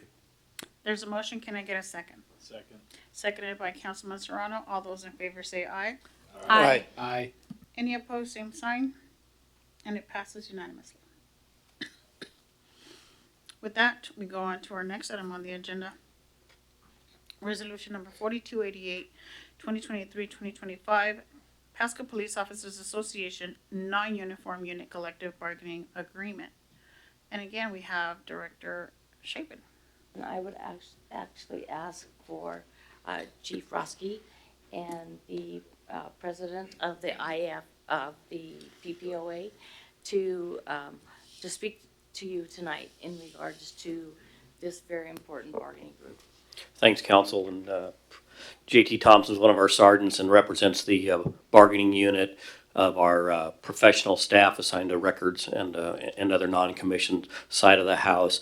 And great partnership with these guys as we look to find a reasonable contract. I think we've done that, and we're ready to move forward. And we definitely appreciate your support in that. And J.T., did you have anything you want to add? This contract, this is the first time I've negotiated for non-union or non-uniformed. I've negotiated for the last 10 years for the police. This went just as smoothly as the police ones have. Normally contract negotiations are kind of adversarial. In the years past, they've been very cooperative. We've worked to gain a mutual agreement that's been beneficial to, I think, both the city and the union. I think this contract as well is just a continuation of that. Thank you. And again, I just would ask that the council would consider this bargaining agreement as very cooperative, and we are very proud of the work that we do for our police association non-uniform group. Thank you. Thank you. And again, same sentiment. Council supports our police department, both uniform and non-uniformed. And with that, do we have any questions or comments? Can I get a motion? Thank you, Mayor. I move to approve resolution number 4288, approving the 2023 through 2025 collective bargaining agreement with the Pasco Police Officers Association non-uniform bargaining unit. There's a motion. Can I get a second? I'll second that. Before you second, I just wanted to say good job and kudos to the staff and to the bargaining unit for doing such a peaceful and non-adversarial job. Thank you. I'll second that. Don't matter. Seconded by Councilman Milne. All those in favor say aye. Aye. Aye. Any opposed, same sign. And it passes unanimously. With that, we go on to our next item, item G. Resolution number 4289, acceptance of work of Peanuts Park Project, Director Ratkai. Yes, thank you, Madam Mayor, members of council. Good evening, Zach Ratkai reporting remotely here. Way back in February of 2021, council approved the Peanuts Park construction project and awarded the bid to Booth & Sons Construction. The original amount was $5,852,523.46. That included Washington State sales tax. As we all know, the Peanuts Park project has been completed. We've certainly been utilizing that park, and it's been a great asset to the downtown community. But we need to close out the project and do our final acceptance this evening. So throughout the construction of the project, we had about 14 change orders. The total amount of these change orders increased the budgeted amount for the contract by only 2.4%. We had ample revenue able to cover the expenses, so no contract amendments were required to be brought forth to council through the construction process. Our total approved budget was just over 6.9 million, and that includes money that was set aside for design, engineering, construction management, and support services, in addition to the main construction. So our total payment to the contractor after change orders was $5,930,667.22, including Washington State sales tax. And we have resolution number 4289 here to accept the work. Staff recommends approval of the resolution. I'll now stand for questions. Thank you. Any questions or comments from council? Just a couple questions for you, Director Radkai. I think there were a couple things that came to our attention, and I apologize for, I was virtually present last week, so it was harder to follow along with all the tech issues and the audio. So one of the things on this item was that in Peanuts Park, two things. What we discovered was that from comments from our local downtown business owners is that when it rains, the water pools in the Peanuts Park Mercado area. And so that was, that's of issue. And then the other thing I think we learned from Cinco de Mayo was the need for more outlets to reduce the kind of running of extension cords and rubber stripping over them. So I don't know if it's too late to go back and ask for a couple to amend that and add that to scope of work. I'm guessing it's too late, but just a couple of those sorts of to-dos to add for, improvements to that area to make it just what we need. Yeah, certainly. I appreciate that. I think at this point, this would be on our facility staff, but we are working to address the outlet issues, in addition to sound system, water misters, as typically we have seen in past years at the farmers market in the summertime. And we'll take a look at the water pooling issue as well, especially as the snow melts over the coming days, and see what we can come back with.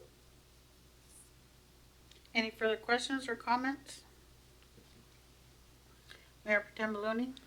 Yes, thank you.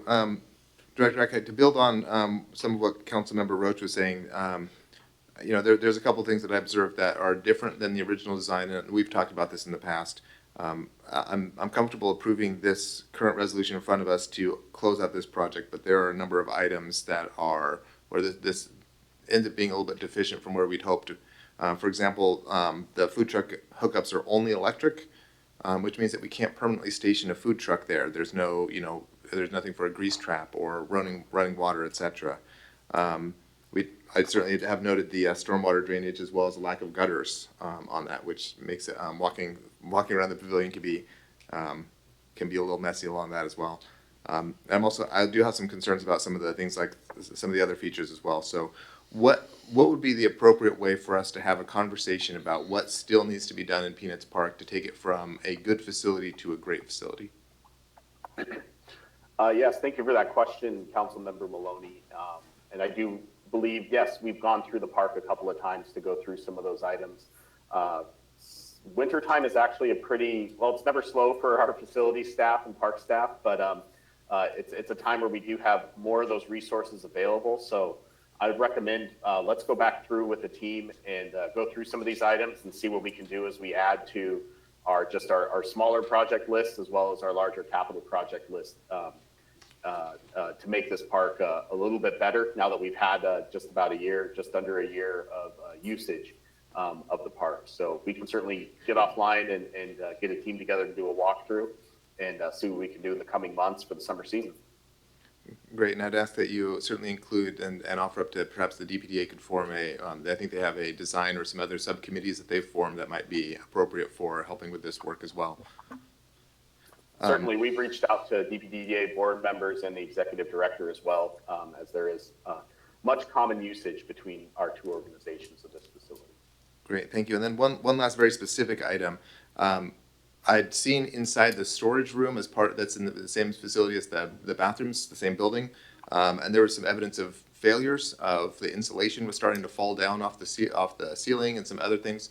Have those all been remedied as part of this? I'd be loath to approve this if there are actual failures already within a year of some of the facilities. Yeah, I can check with our facilities manager to see what we've done to remedy that, if those have been remedied. I don't have that information at this time.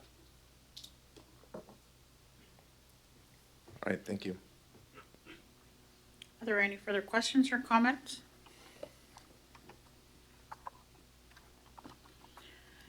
With that, can I get a motion? All right, I move to approve resolution number 4289, accepting work performed by Booth and Sons Construction Incorporated under contract for the Peanuts Park project. There's motion. There's motion. Can I get a second? Do you have a comment? I actually have a question for Mr. Ferguson. By approving this, do we waive any rights to construction defects or any warranty obligations? I mean, if it sounds like there's insulation, or I've not witnessed this, but whatever the case, Mr. Maloney's indicating, we're not waiving the rights to perfect this if we have a claim for construction defect, are we? No, if what you're saying is that you have concerns that the project hasn't been completed, that's you're accepting the project as substantially complete and waiving certain rights with regard to retainage for bidding laws and all those types of things. So that would you're crossing that bridge. But in terms of any kind of warranty for items that going forward were part of a warranty, then no, you wouldn't be waiving those at this time, I don't think.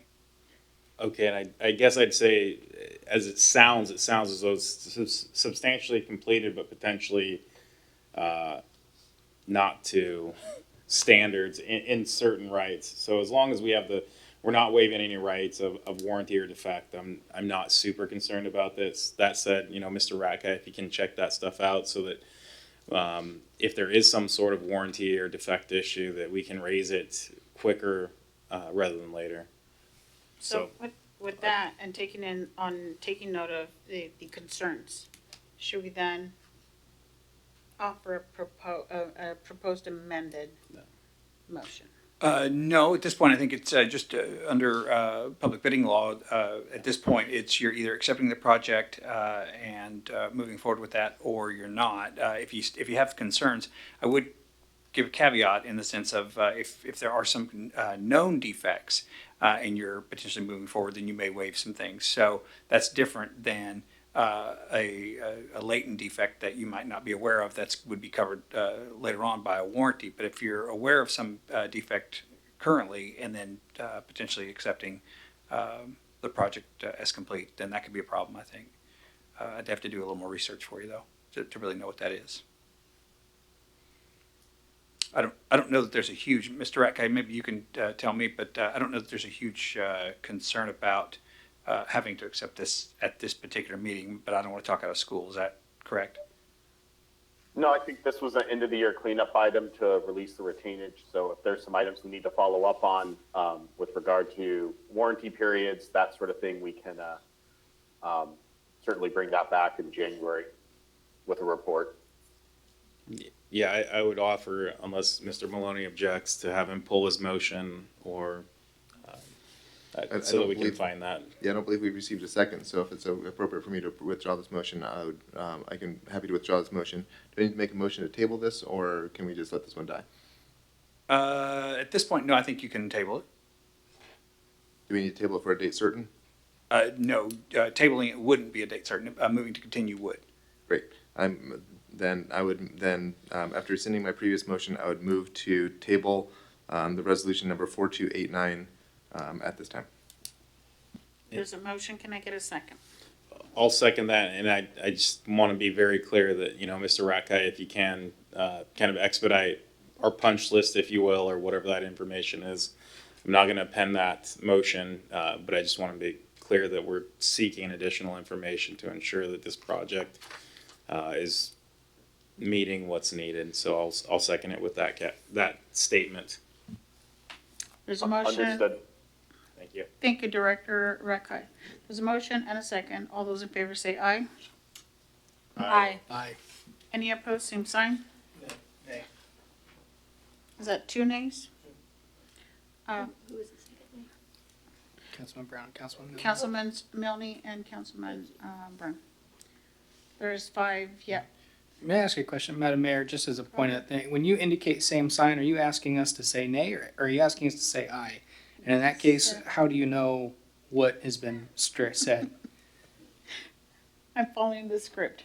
So same sign, I would indicate, well, just say yes to the yes or say no to the no. Okay.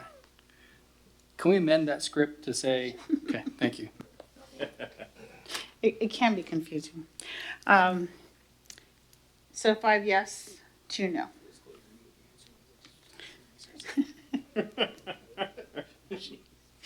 Thank you. All right, we are going on to the next item. Item H. Resolution number 4290, an interfund loan amendment from general fund to marina fund. Director Berkeley. Good evening again, Mayor and council members. This resolution is to, well, for a little history's sake, there was a storm that caused some damage out at the marina, and that we have worked for the last few years at that time to find reimbursement for that damage. And in that time, to help the fund, there was interfund loan from general fund to the marina fund. Since that time, there's been research done with our insurance agent and then now with FEMA, and we have exhausted the opportunity for refunds and reimbursement, leaving about $87,000 of the interfund loan unpaid. In that time, the Marina Fund has repaid $392,000 to the general fund, but the $87,000 remains. And so we are asking for the loan that is outstanding to be forgiven, and that will allow the Marina Fund to end the year with a positive ending fund balance and a positive cash balance. Are there any questions from council? Comments, concerns? Hearing none, can I get a motion? I move to approve resolution number 4290, authorizing an interfund loan amendment from the general fund to the marina fund. There's a motion, can I get a second? I'll second that. Seconded by Councilman Serrano. All those in favor say aye. Aye. Any opposed say no. And it passes unanimously. Thank you. And before we go on to our next item, we will be taking a 5-minute break to return at 9:02.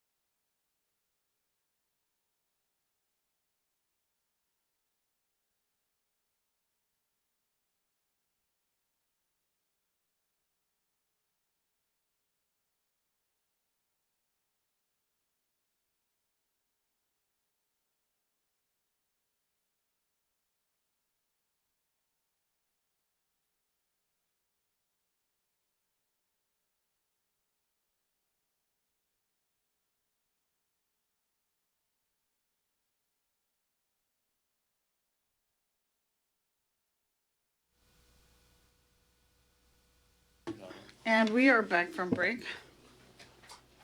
Moving on to our item number 10, unfinished business. Item A, ordinance number 4632, adopting the redistricting plan and amending the Pasco Municipal Code, Chapter 1.15, voting districts. Mr. Ferguson.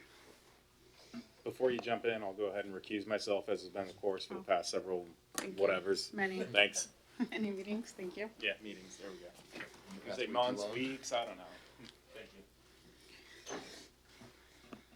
Great, thank you, Madam Mayor. So this item is for the redistricting process that we've been going through for quite some time.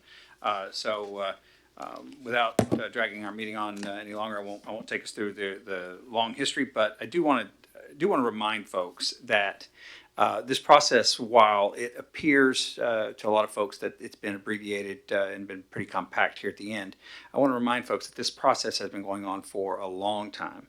The city of Pasco, as people are very well aware, was the subject of a pretty high-profile lawsuit with regard to being able to get into districts. Even though the city wanted to be part of that process, we were prohibited from being able to go in that direction based on state law, and so proceeded to find a way through the federal system to be able to implement a district system. So with that as a backdrop, the fact that the city of Pasco was part of a consent decree that had been subject to quite a bit of litigation, even though the main portion of litigation was agreed to, the way that it was going to be facilitated or implemented, at the very end, was contested. And so with that being said, it was very important to make sure that as we go through this process to try to comply with RCW 29A 76010, which is the redistricting statute, to be able to make sure that our districts that we've fought very hard to create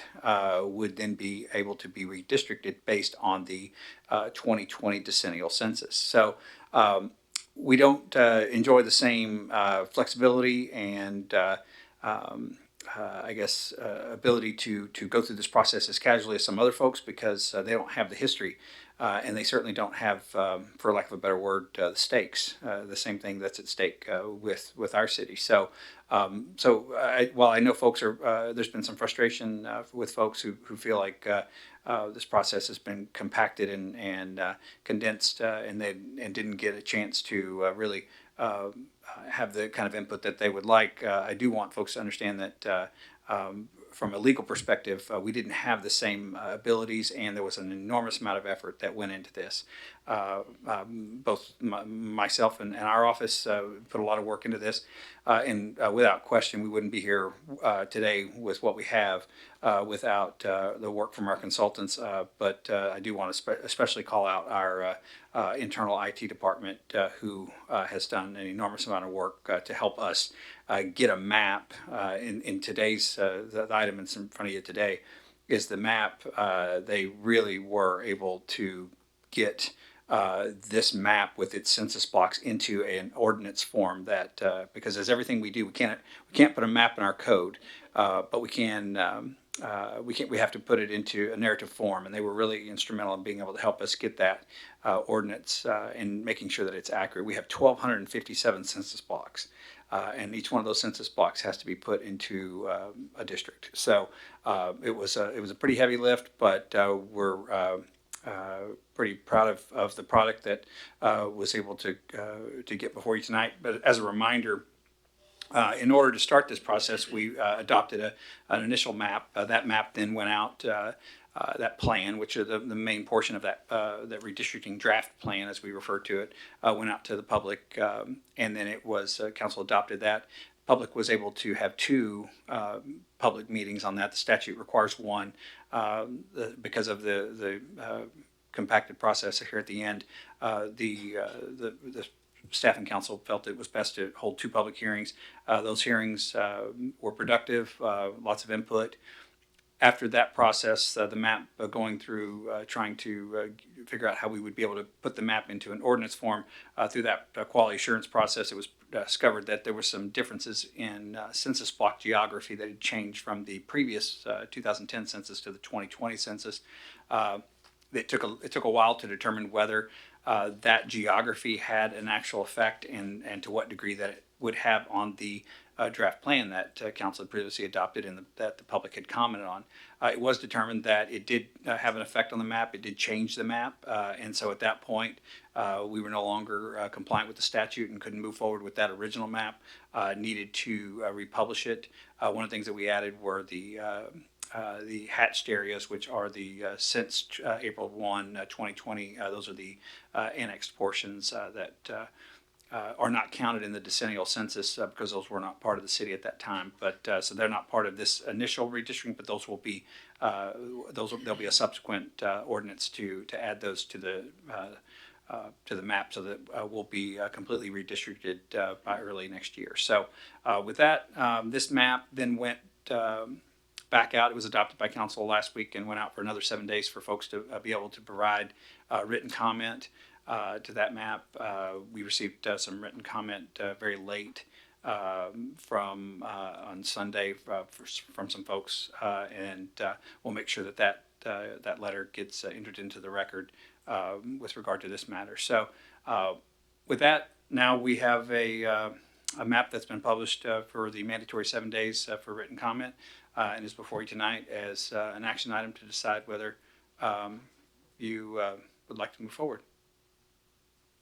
Is there some questions? I see some folks. I just want to make sure. Great. Okay. So great. All right. I just want to make sure I wasn't on the right track. So yep, this is the final product that we're bringing for you, and looking to see how council feels about it and decide whether they want to approve it to be the redistricting plan. And if that's the case and council moves forward with that, then it'll get transferred over to Franklin County, and we'll start the process of making sure that it gets implemented. Happy to take any questions. Thank you for that. And we have a question, comment from Councilman Campos. Thank you, Madam Mayor. Just want to clarify, this item shows as unfinished business is not one of our public hearings, Mr. Ferguson. So I just want to make sure at this point in time, this is for council to deliberate on, and we're not expecting any more verbal comments from the public at this time. No, this is not one of the public comment sections that would be required by the statute, but the chair, based on Robert's Rules of Order, the chair at any time can take comment if she so chooses. All right, thank you. Any comments, Councilman? Mayor Pro Tem Maloney. Thank you, Mayor. As you did indicate to a member of the public that that there would be an opportunity to speak, I'd like to reserve my comments until after that presentation's been done for us. I will note for Councilmember Campos that we used to actually allow comments on any business item at any during the business meeting. And that's part of, as you might notice in the visitor section where it says any items not further along on the agenda. We've kind of gotten away from formally asking for comments on our agenda items, which I think this year, given the length of our meetings already, would have probably killed us all. But it was not. It's certainly our past practice has been to allow public comment when desired, just as a frame of reference. I can add one portion of that. The law has subsequently changed, and so after the COVID meetings and all that, one of the things that did change was the updates to the OPMA, Open Public Meetings Act, which said that we needed to provide a comment section. They don't really give us much specifics about how we're supposed to do that, when we're supposed to do that, but we do need to provide public comment at any regular meeting. So, and folks have interpreted that to mean that comment needs to be able to be provided on the items that are on that regular meeting. So the interpretation now has been that we should, as you were just alluding to, Mayor Pro Tem Maloney, is that we should allow comment, a comment section at some point during the regular meeting, even on items that are on the agenda. Further comment, Councilman Campos? Yeah, just wanted to allude. Big reason why I asked is, again, as Mr. Ferguson has pointed out, this item has very strict rules on allowing for timelines on hearings. I just wanted to make sure that any comment received is not considered public hearing. So that's a question that I asked staff. You guys are comfortable with it. I'm comfortable with it. So I just wanted to make it crystal clear. That's why I was asking. Thank you. Thank you for the clarification. Appreciate that. Any further questions, comments from council? And if you do have comments after the comments from the public, then we'll invite that. At this point, I do want to invite anyone in the chambers to make a statement. And as stated before, this is just a statement in regards to the topic that we have.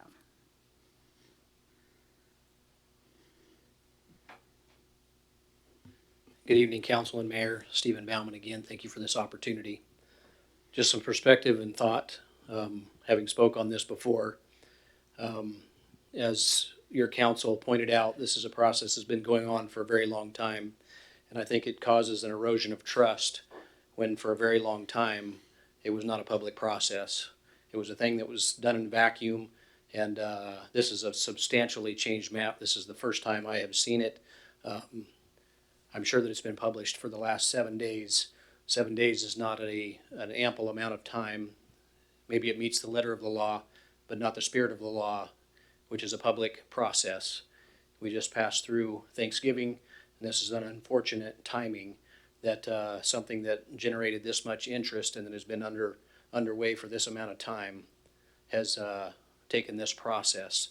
And this has been addressed with deadlines and timelines, and it's been done in an unfortunately compacted way and amount of time to do that. Thank you for the opportunity. Thank you for your statement. Anyone else wish to make a statement?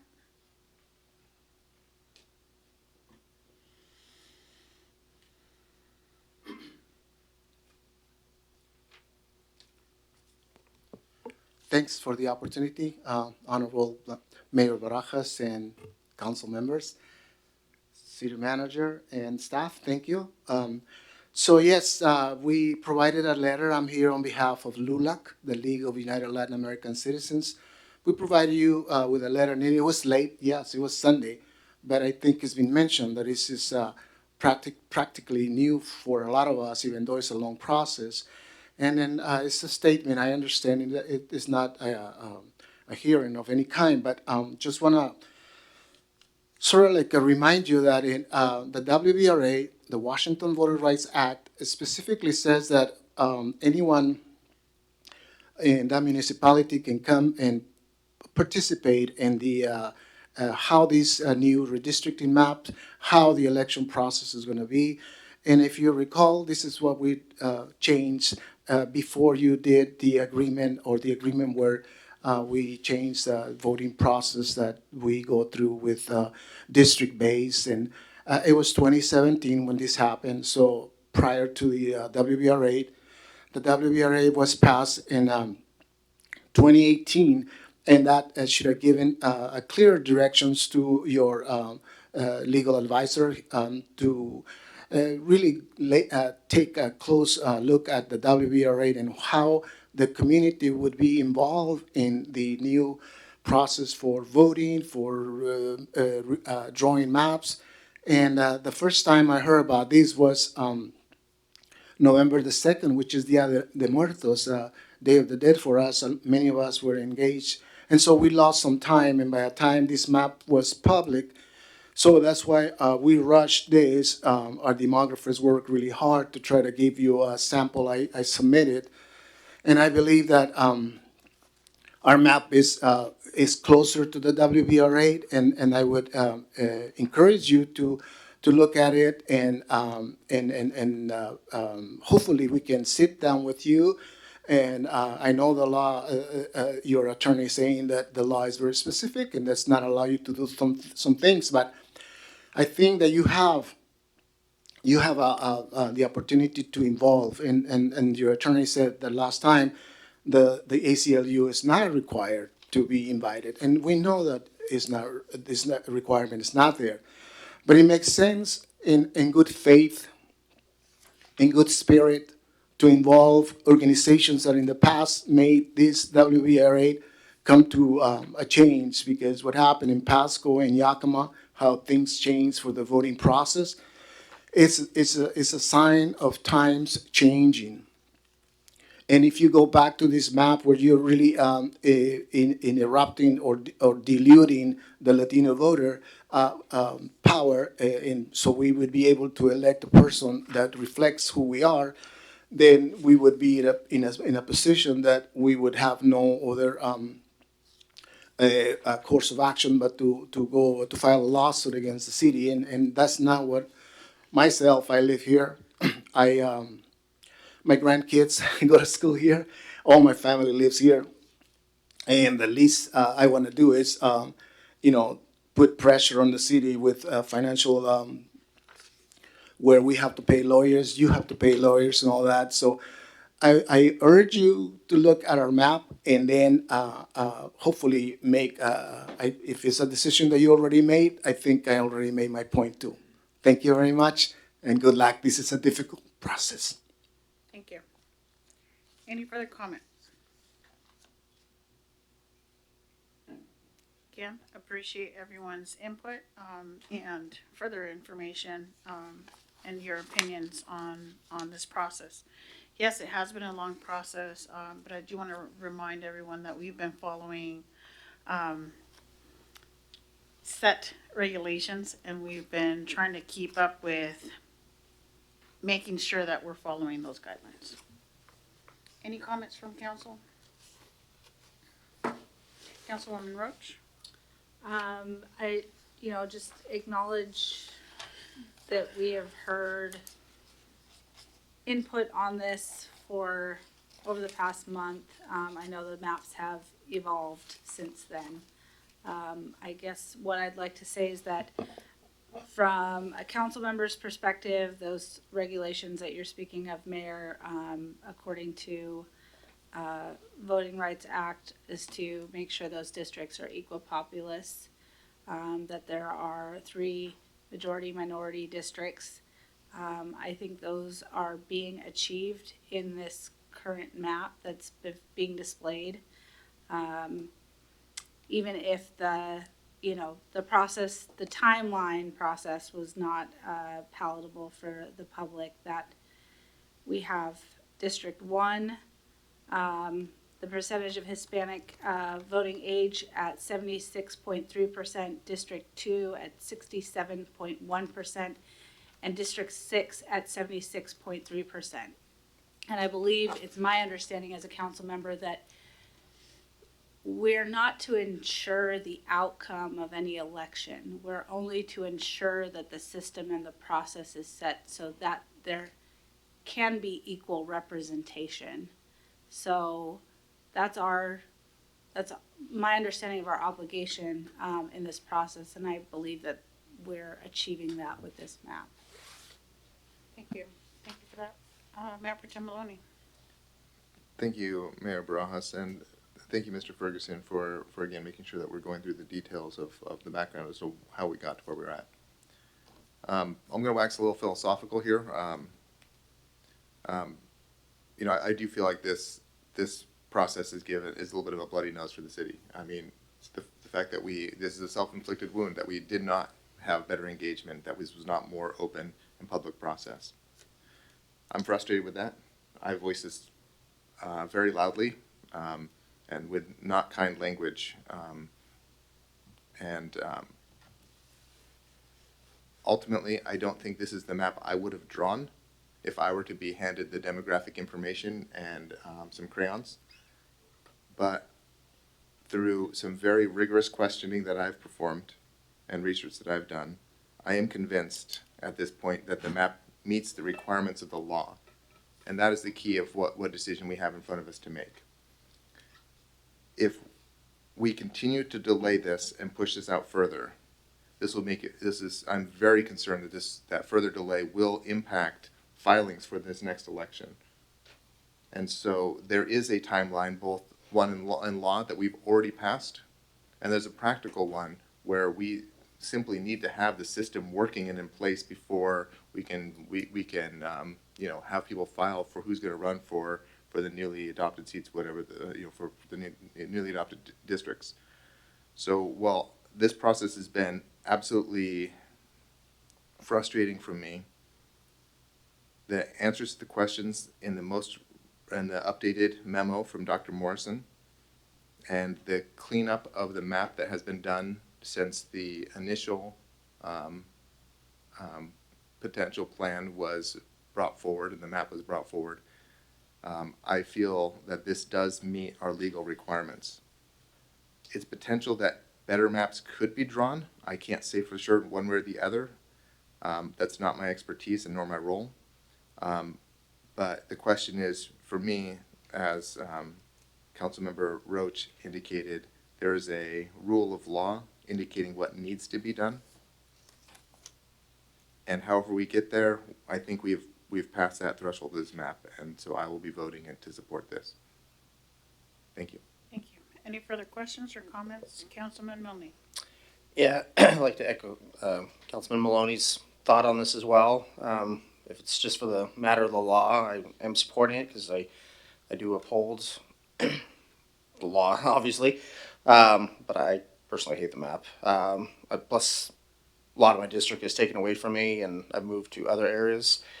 So, but I do agree that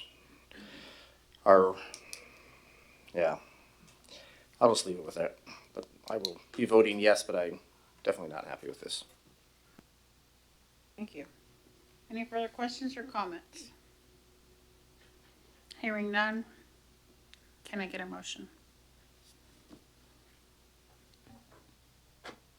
I move to adopt ordinance number 4632, adopting the redistricting plan in compliance with RCW 29A.76.010 and amending the Pasco Municipal Code, Chapter 1.15, voting districts, based on the 2020 U.S. decennial census data as required by Washington State and federal voting laws, and further authorize publication by summary only.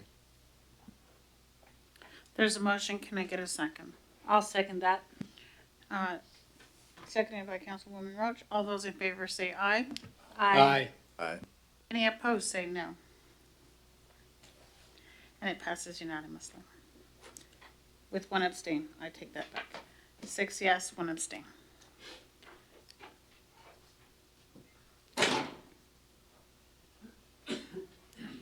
And while we wait for Councilman Serrano to join us, we will now move on to item number B, resolution number 4291, Downtown Pasco Development Authority, DPDA 2023 funding request. Director White. Thank you, Madam Mayor and Council.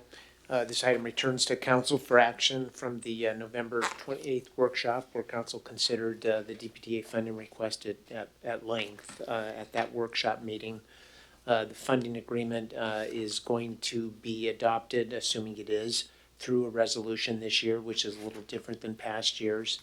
The funding agreement itself contains a revised list of activities between the DPDA and the city. It has a component for enhanced financial reporting, and then it has 3 options, which is located on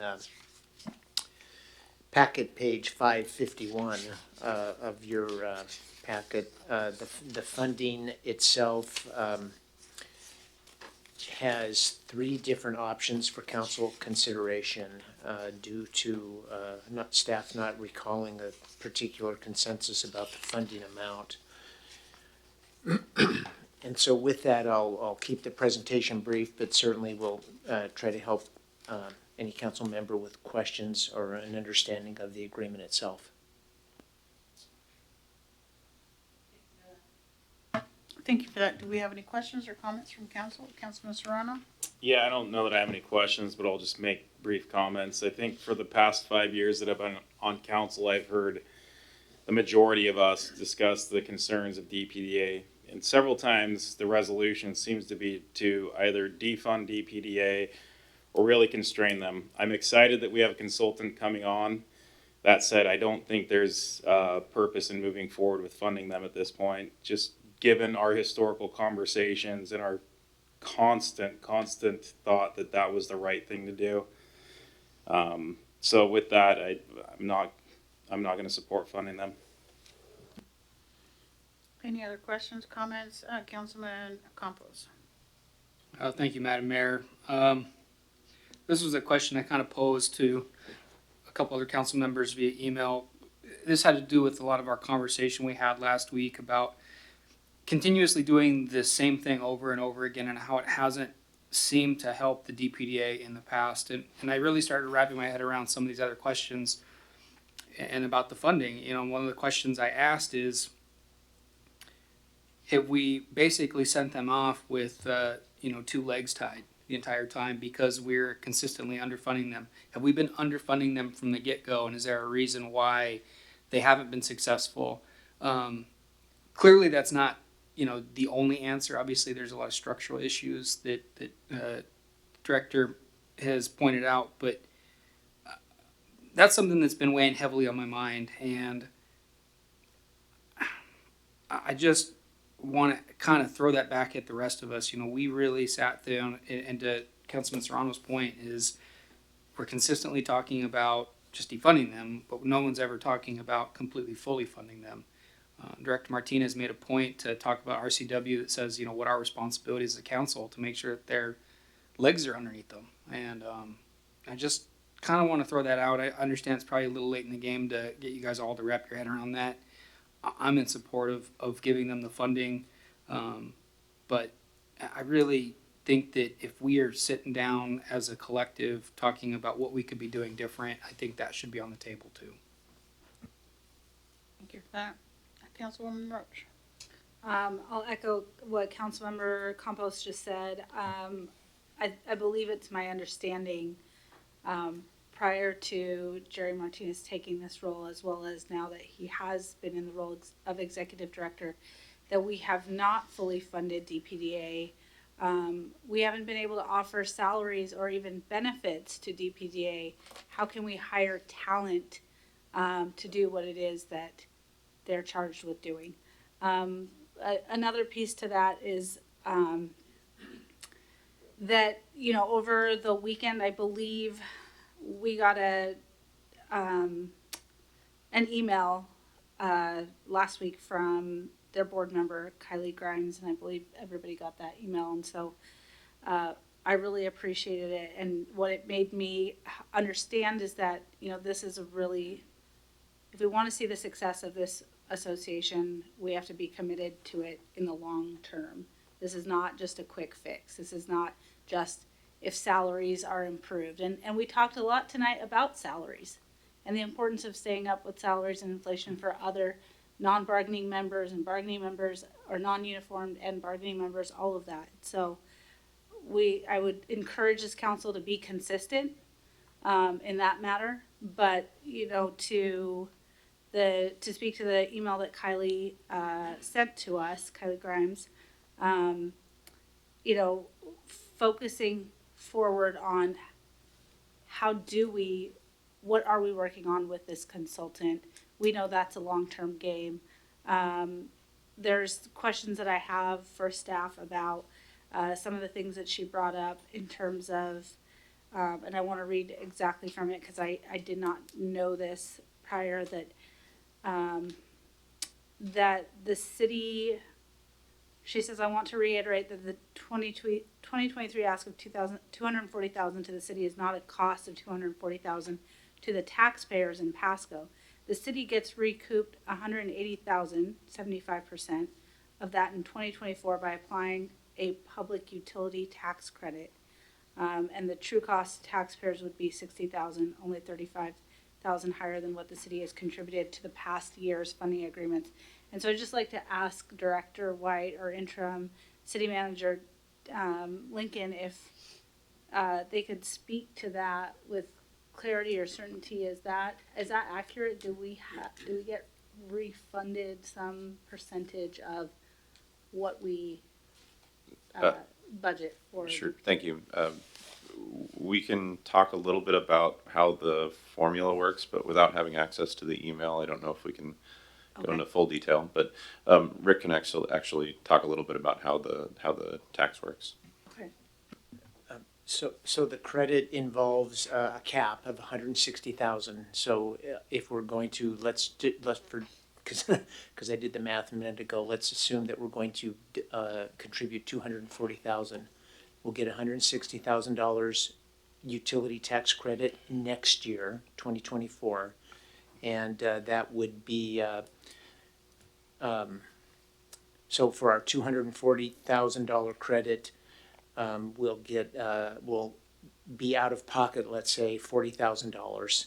So the tax credit's capped at 75,000, and we'll have $120,000 in total city funding for that $240,000 investment in the DPDA. Hey, I appreciate that information. Thank you for providing that.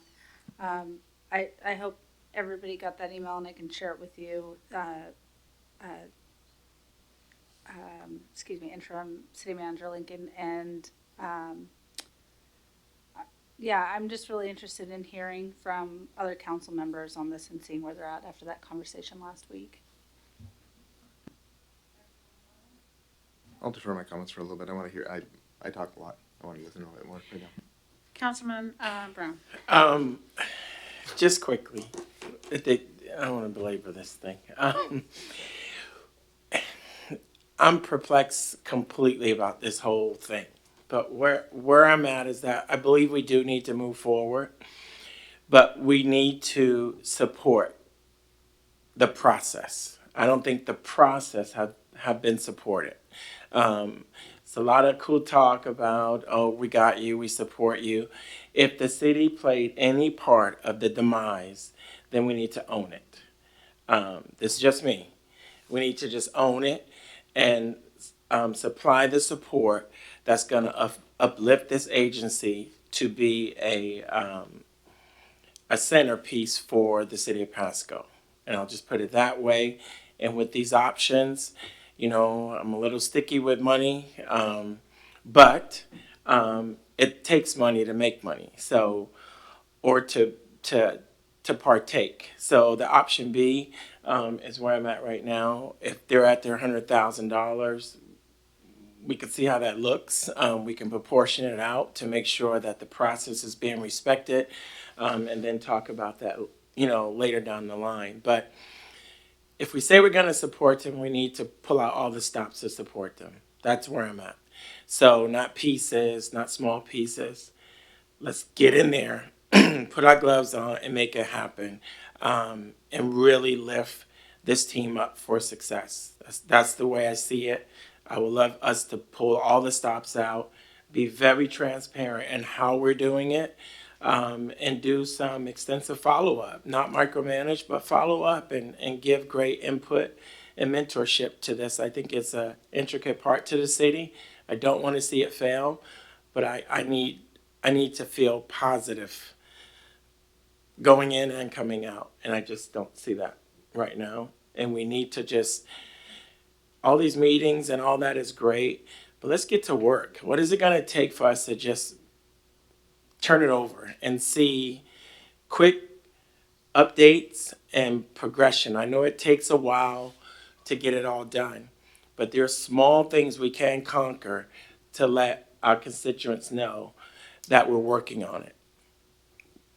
And that's pretty much where I'm at. I do want to fund this. Not for $240,000 at the moment, but we can definitely continue funding this as we agreed. And I think we need to proportion it out, and just keep a good monitoring process on it, because there's no processes, it's just happening. So what are the processes? And as we enter into a relationship with this consulting agency, I kind of feel good that some good stuff is going to come out of that. One word called structure, and then processes. So I would love to see this continue on. Let's fund them and let's support them and speak well of them as they get over the hurdle. That's where I'm at. If it's staffing, you know, let's sit down and talk about that and see what that looks like. But we have to give them what they need to be successful. There's so many components that go with how the wheels turn down there. It looks a little perplexing to me. So we want to clarify that. So I support this. I would love to see it move forward with us showing up and being present. And us means the city, not just the council, just the city needs to show up and show full support. So thank you. Thank you for your comments. Just one question to interim, or maybe Director White. Last meeting we discussed, I don't think we agreed on an amount, correct? We did? No, that's correct. We did not. So I think on the table is their original ask, 240,000, or funding the original amount we have been funding, 100,000, or not in support. Comments? Yeah, I'll make things even more messier because that's how this goes. There's such a long history here. I've been thinking about this a lot, and I've talked to some folks and trying to get my head wrapped around what could this look like. And to Councilmember Brown's point of what the city has done to help create a situation that we're in today, we back in March as a council decided that we needed to hire this consultant. It's December. The consultant's supposed to start in January. That's, of course, very frustrating to me because when we've come to a decision as a council that something's a problem and we need to have it fixed, it is very frustrating that when it's no longer timely. So instead of being able to have a study or a preliminary work done by a consultant to give us some advice on how this can go, this should and can look forward, going forward, to now have that not be timely is excruciating. We've seen the same thing about murals, the downtown master plan. I've been asking for a downtown master plan since year one, and I'm in year 5. And for a variety of reasons, again, is not done when we needed it to be done. So there is some complicity. Complicity. I don't know, whatever. There's some responsibility owned by the city here on the fact that we're still uncertain when we should no longer be uncertain. We should have a good idea at this point in time. We knew this entire year that this work, we needed to come to a conclusion of what does the city want out of our PDA, and we haven't. And so now 23 we'll be talking about it, and maybe by the middle of 23 we'll have some interim conclusions, and maybe by the end of 23 we'll have some final conclusions. I'm struggling to support the organization because of its history, not because of its current, not because of people who are currently here, but because I've been investing my own time, a number of us invest our own time, energy, and money supporting the downtown businesses in the DPDA for years and years and years, and we're still having the same conversations, the same struggles.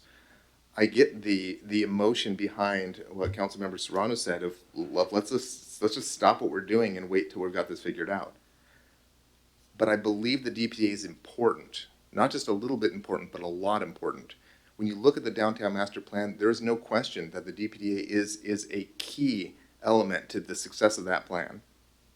So I'm unwilling to support letting this organization lapse or barely limp on, or I want them to be able to be successful. So when this will hopefully expedited BDS contract work for understanding what the structure needs to be. So when that's in place, we've got an organization ready to go. That we're not another year and a half away trying to stand up a new organization, hiring new staff, appointing a new board, bringing all new folks in. I don't want to get that spot because now we're talking 25, 26. How long before we have a downtown that's working?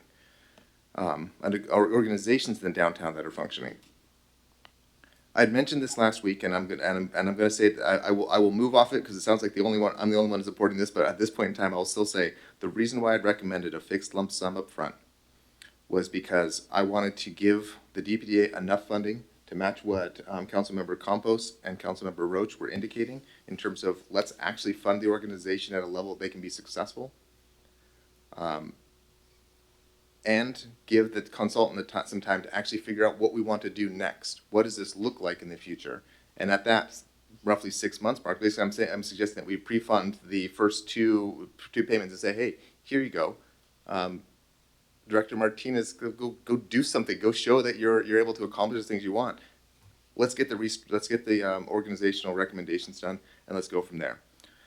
So, anyways, I stand by that, but I can be moved off of that spot there. But that's where I'm at. I have hours more to say on this topic, but I will certainly not try to punish you all with that tonight. Thank you. Councilman Campos and then Councilman Serrano. Yeah, thank you, Madam Mayor. The lump sum, so in the resolution, here's what I appreciate that we didn't have before, and I thank Councilman Brown, for bringing this up. I didn't have any action items. I didn't have any tangible things in front of me that said what DPDA was going to be responsible for, and I have that now. And if I were a small business, if I were a consultant, I mean, I would probably walk away from this at 100,000. But I would definitely probably maybe take that on a firm fixed price up front.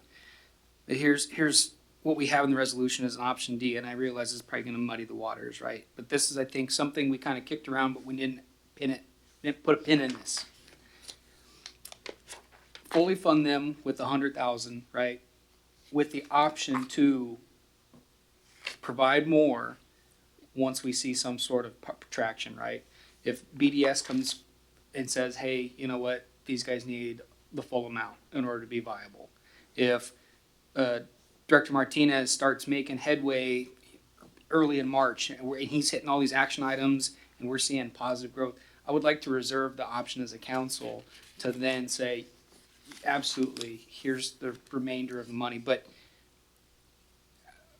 the logic in a lump sum is not unsound. I think you're not wrong there. I think, but I don't think it's a bad idea. I just think that that's probably a singular point of view. I think you're the lone man on that one, but I don't disagree. I think it's solid. This is a sticky one.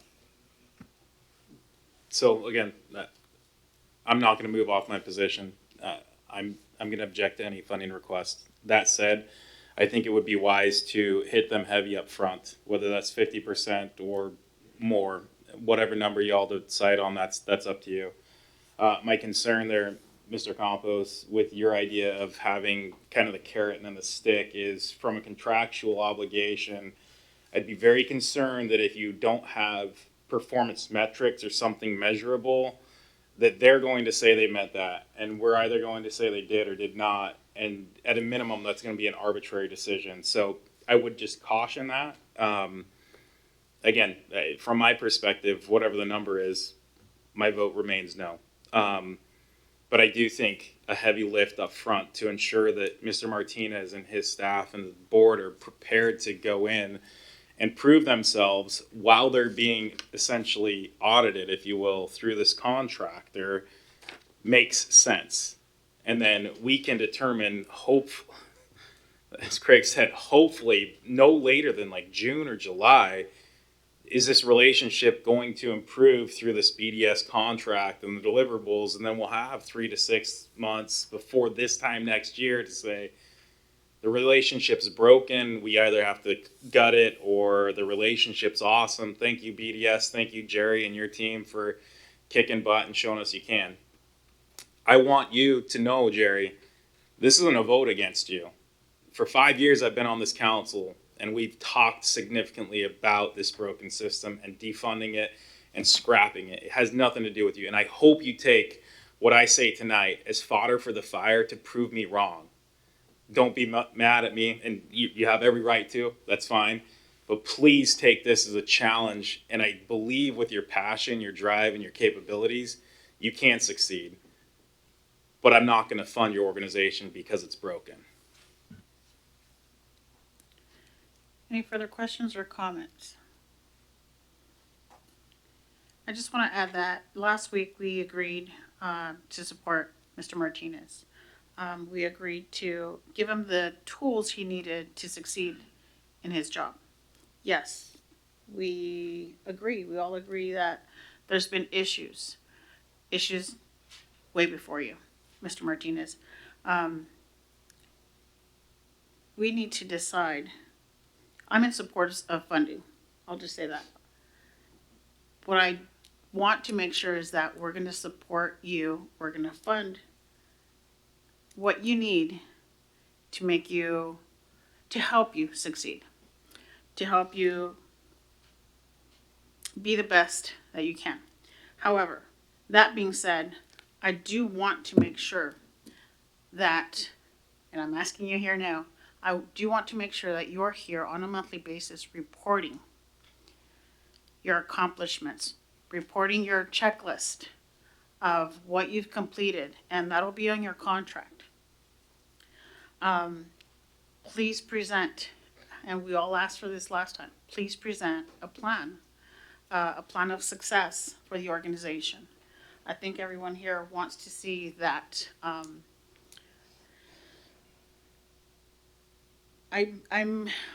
I struggle with the options we were presented just because, if I'm not mistaken, there's some wages that have been unpaid, correct?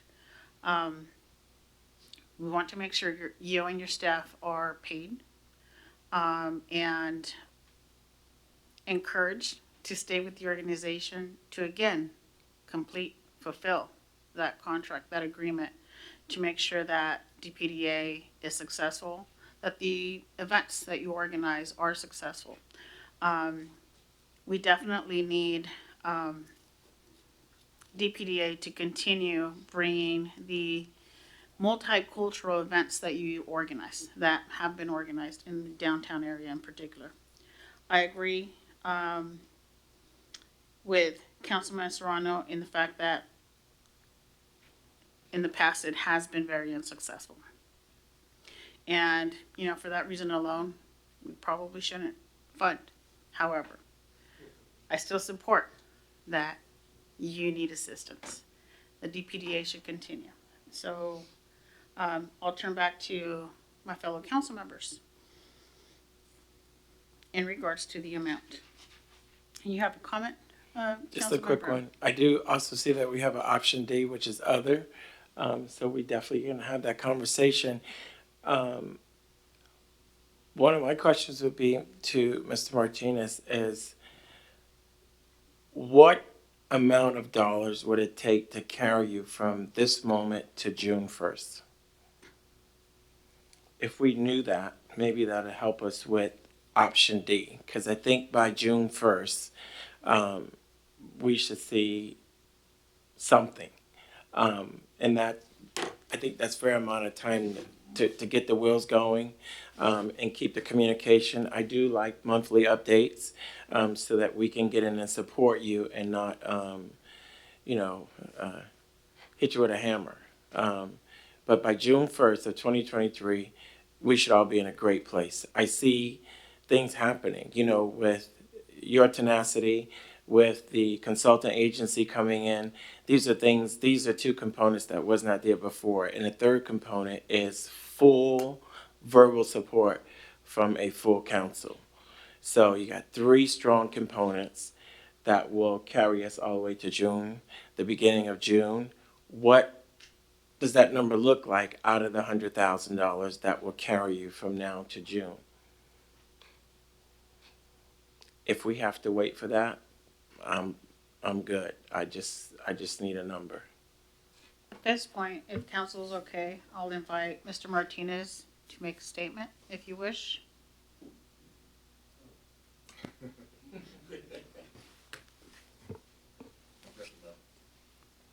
Hello. Okay.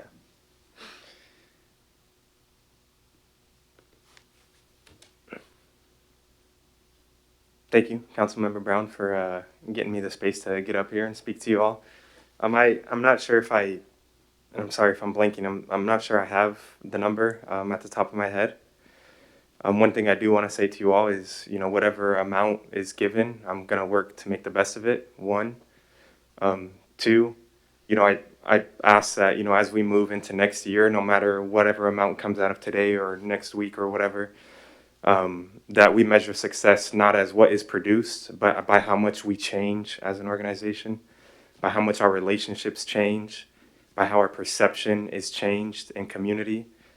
We're no longer going to be measured by arbitrary, they did this. We need to be measured by who we are and what our structural, what externally we can be.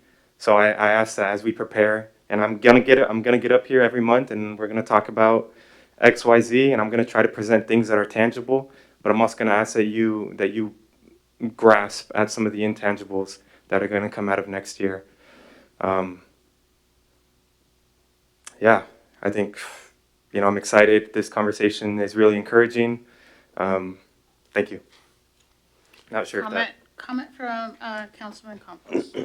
Just process question for staff. As I'm looking at our packet, this is just asking to approve the resolution number 429, without choosing an option, is that the option will be chosen at a later date, or tonight are we deciding which option we are choosing? So, yeah, if you'll notice the resolution says that the city manager's allowed to make minor substantive changes. So what we were trying to figure out what kind of the best process would be to get this in front of you, so you would have as many choices as you could and as much flexibility as you could, but at the same time not draft 4 separate agreements, which one would have at the end of the day might have had to be amended anyway. So the goal was to try to put options into the responsibilities section for the city.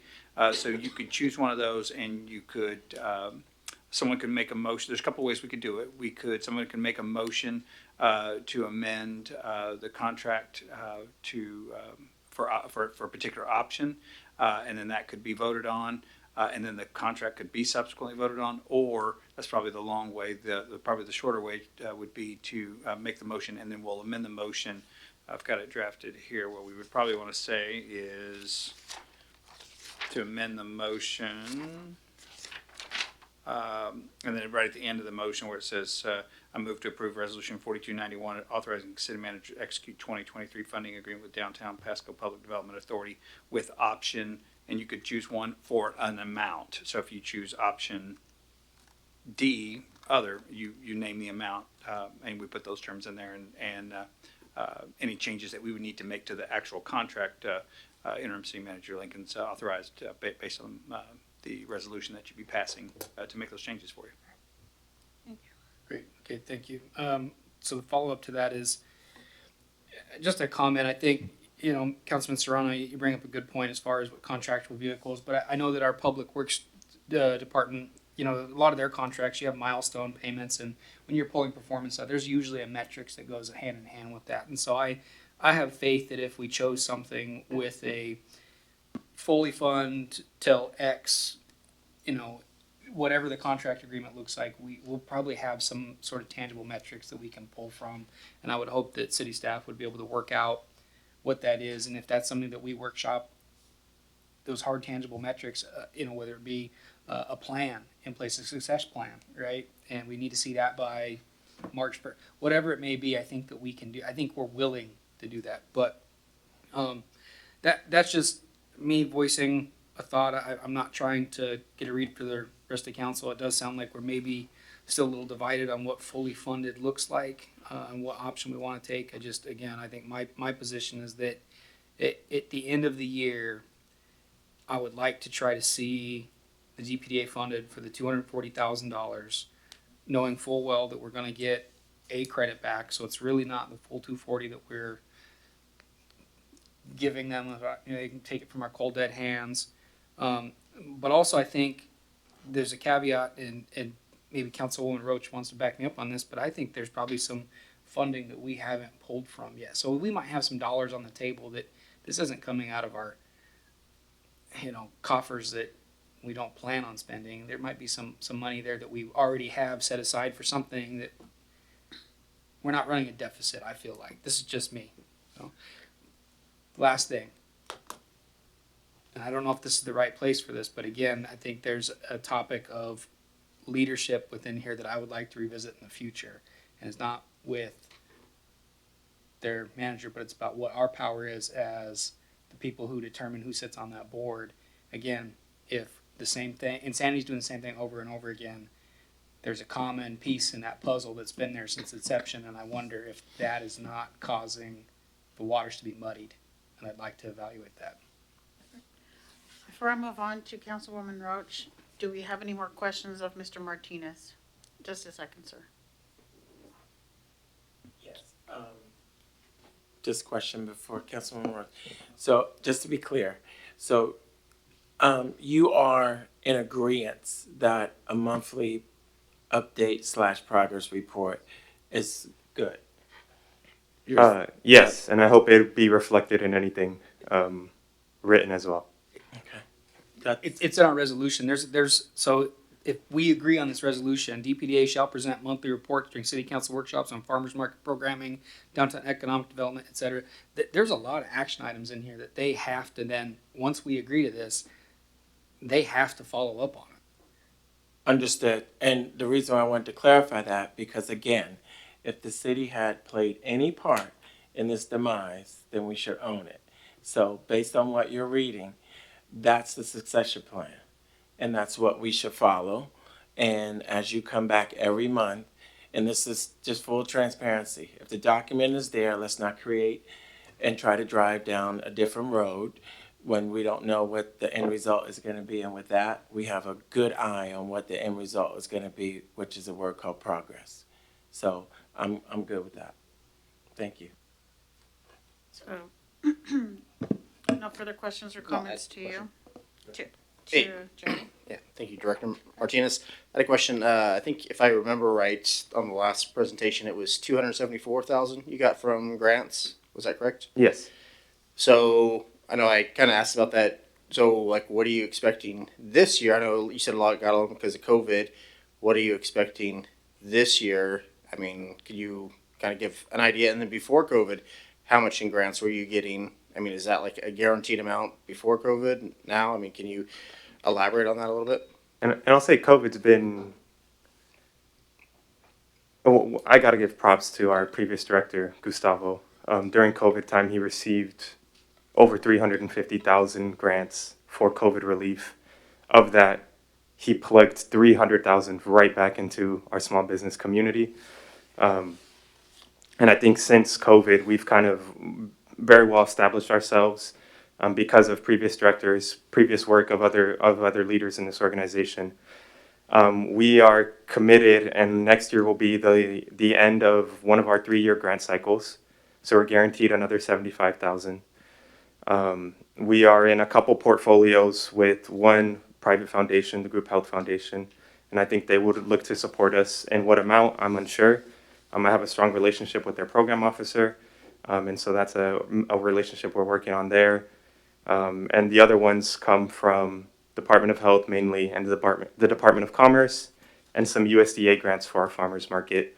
Those are, those are kind of in the air. I think we can probably reasonably achieve another 150,000 in grants, maybe to 200,000. That might be a stretch goal for me, but I believe our grant amounts in the previous years have been pretty extraordinarily high because of COVID relief and because of some of the work we're doing to do COVID outreach.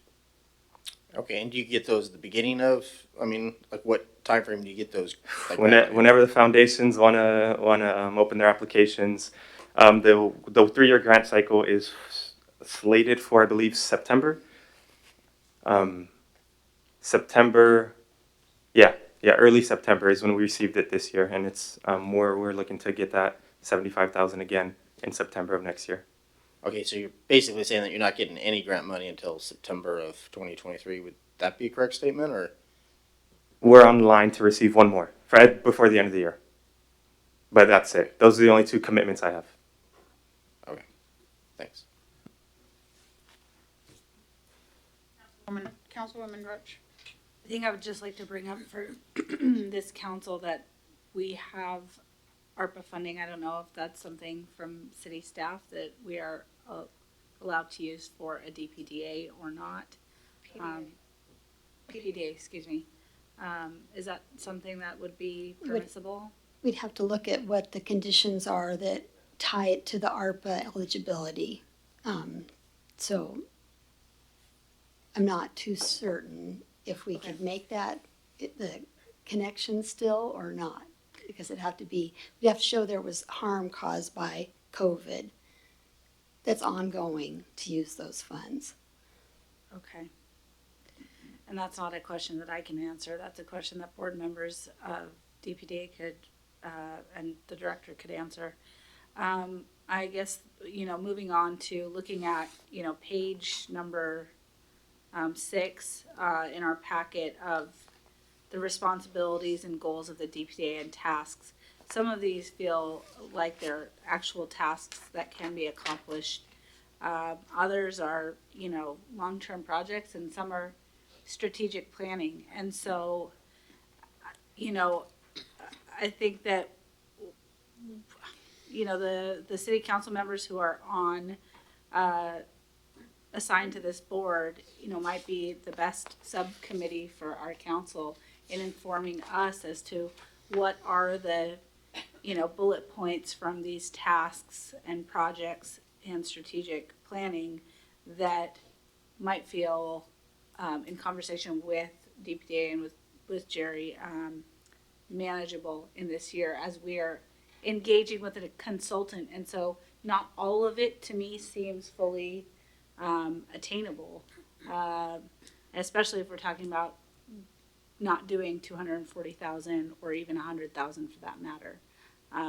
But I would say that, if we can at least do the minimum of 100,000, I'm supportive of that.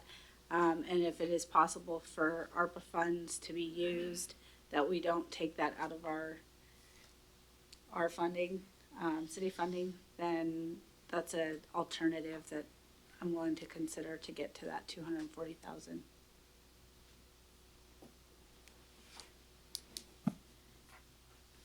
Thank you for your input. Mayor Pro Tem Maloney. Yeah, I want to expand on one of the points you made there, Councilmember Roach.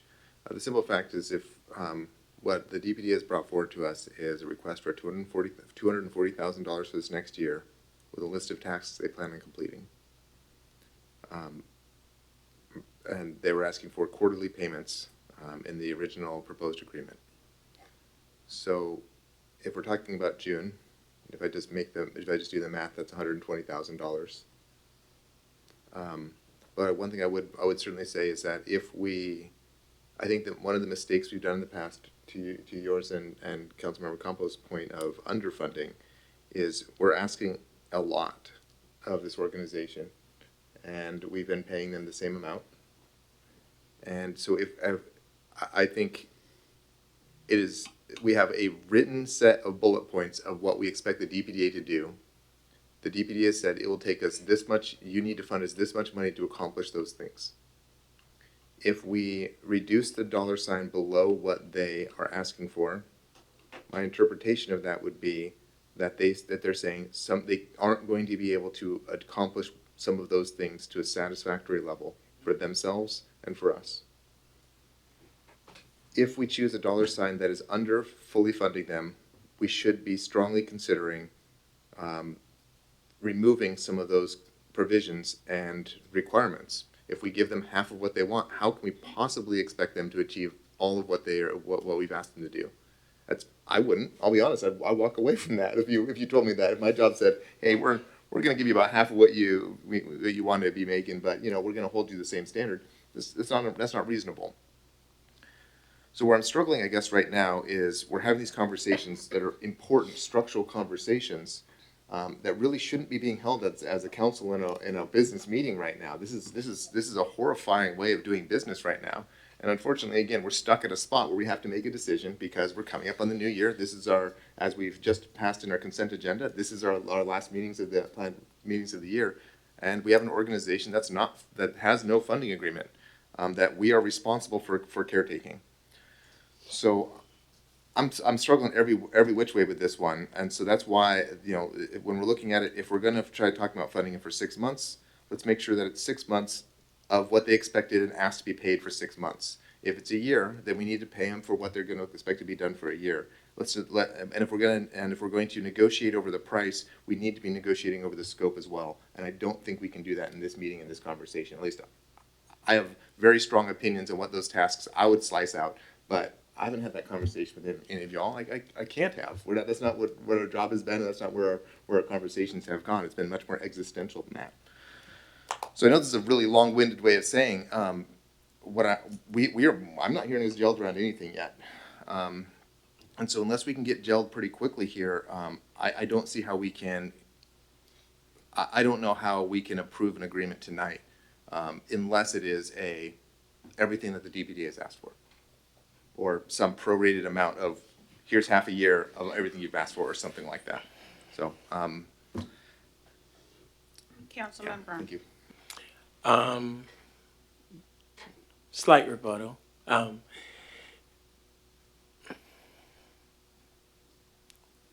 getting it right over there, Ferguson. Gotta clean it up.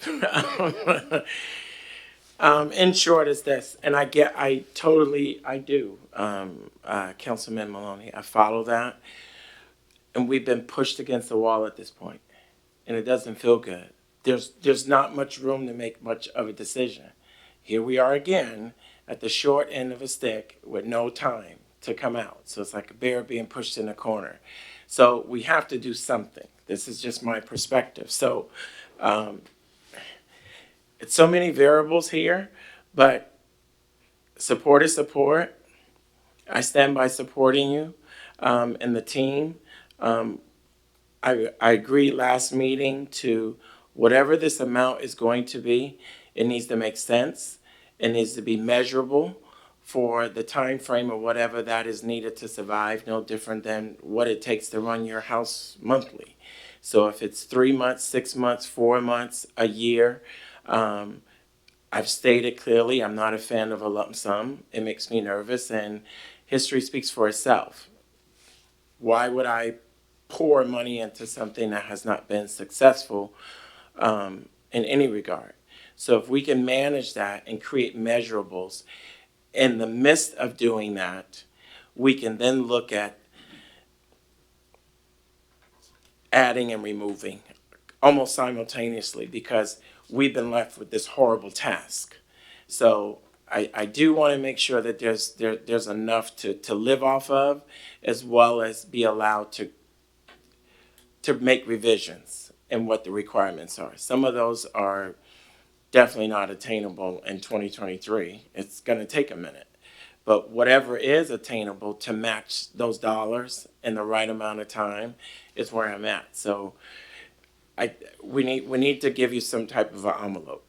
I do believe that. We need to pay up. But can we also visit some of those tasks and make sure that they're measurable and they're fair within the time frame that we're proposing? So again, I'm just making my point. Not to belabor this, we need to do something tonight in support of this organization. Before I move on to Councilman Campos, Mr. Portugal, I know you've been wanting to make a statement. However, we're gonna stick with, as you're the board chair and your board members here with you, we will accept Mr. Martinez's statement, as he is ultimately responsible for the deliverables. You have a comment, sir? Mayor, I just wanted to address back to the consultant. If I may, just a couple minutes. I'm not going to talk to you about numbers. We will take Mr. Martinez's comment. Thank you. Thank you. Mr. Campos. Just to try to move this along, I think what I got as a consensus from the board that we want to support Mr. Martinez. What I'm struggling to hear is we're not quite on the same page about a number. So I guess it just, for me, I'm looking at option D because we can hybridize a couple of them different things. And I've proposed option D, and if you guys like it, great. If not, we'll massage it. But option D is to provide the DPDA with 120,000 lump to be revisited by City Council with an option to extend the full amount of the 240,000 for the remainder of the year. That gives us the ability to make sure that come June 1, we can make the determination on whether or not we believe that they're hitting the milestones that we've established in this resolution. I know that the lump sum may give people some heartburn, but that's just, I would like to move this along. And I think that, again, we're all on the same page and wanting to support the PDA, and I think that would be amicable because that doesn't underfund them. It gives them enough money to stay afloat for 6 months. And as Director Martinez has pointed out, that whatever budget we assign is the budget that he's going to work towards. And so. Thank you. That's it. So for the purpose, like you said, thank you, for the purpose of moving this along and to give staff a direction, I think if I can get some opinion, and I know Mr. Brown had an opinion on his options. So we now need to provide some sort of guidance of what amount we're looking at in general. Councilman, Mayor Pro Tem Maloney, you have a comment? Yes, what I think I heard from Councilmember Campos was kind of an option A with an escape clause halfway through the year, where we can say this isn't working, or say yes, absolutely, this is working. I'm supportive of that, whether it be the first portion be a lump sum or the first paid out over 2 quarters.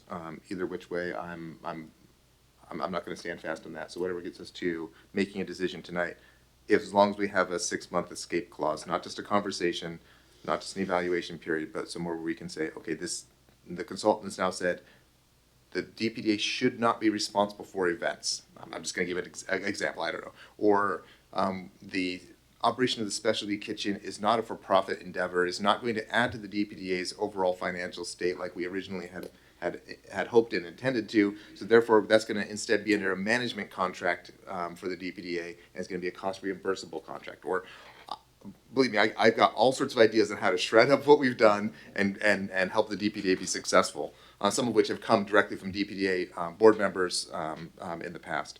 So I'm certainly in favor of, if we can just, I'm certainly in favor of, let's fund them to what they need to, but have the escape clause where we can say, you know what, 6 months later, we're still, the consultant, is coming to the conclusion that we need to do something different in a different form or fashion.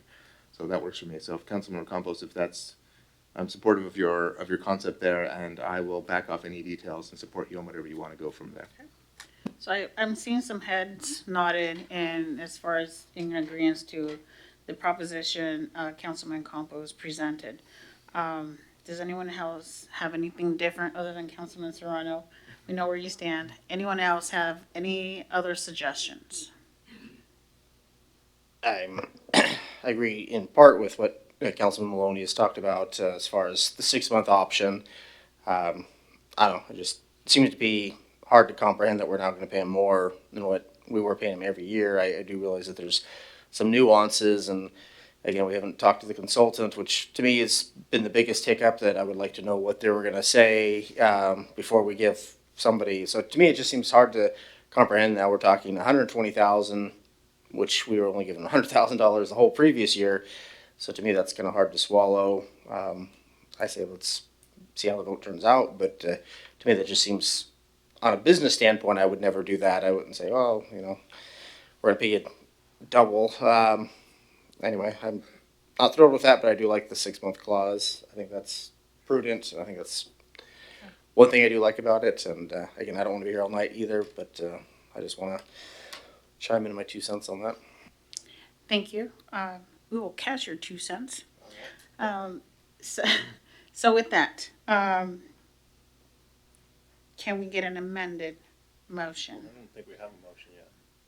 We do not have a motion yet. Well, Councilmember Campos, do you have one A drafted up in your suggestion. head, or maybe Mr. Ferguson's pushing a button over there? Sure, yeah, I can help you with that. So if you'll go to the motion on the first page of your agenda report, and then if you just want to add after Downtown Pasco Development Authority with option D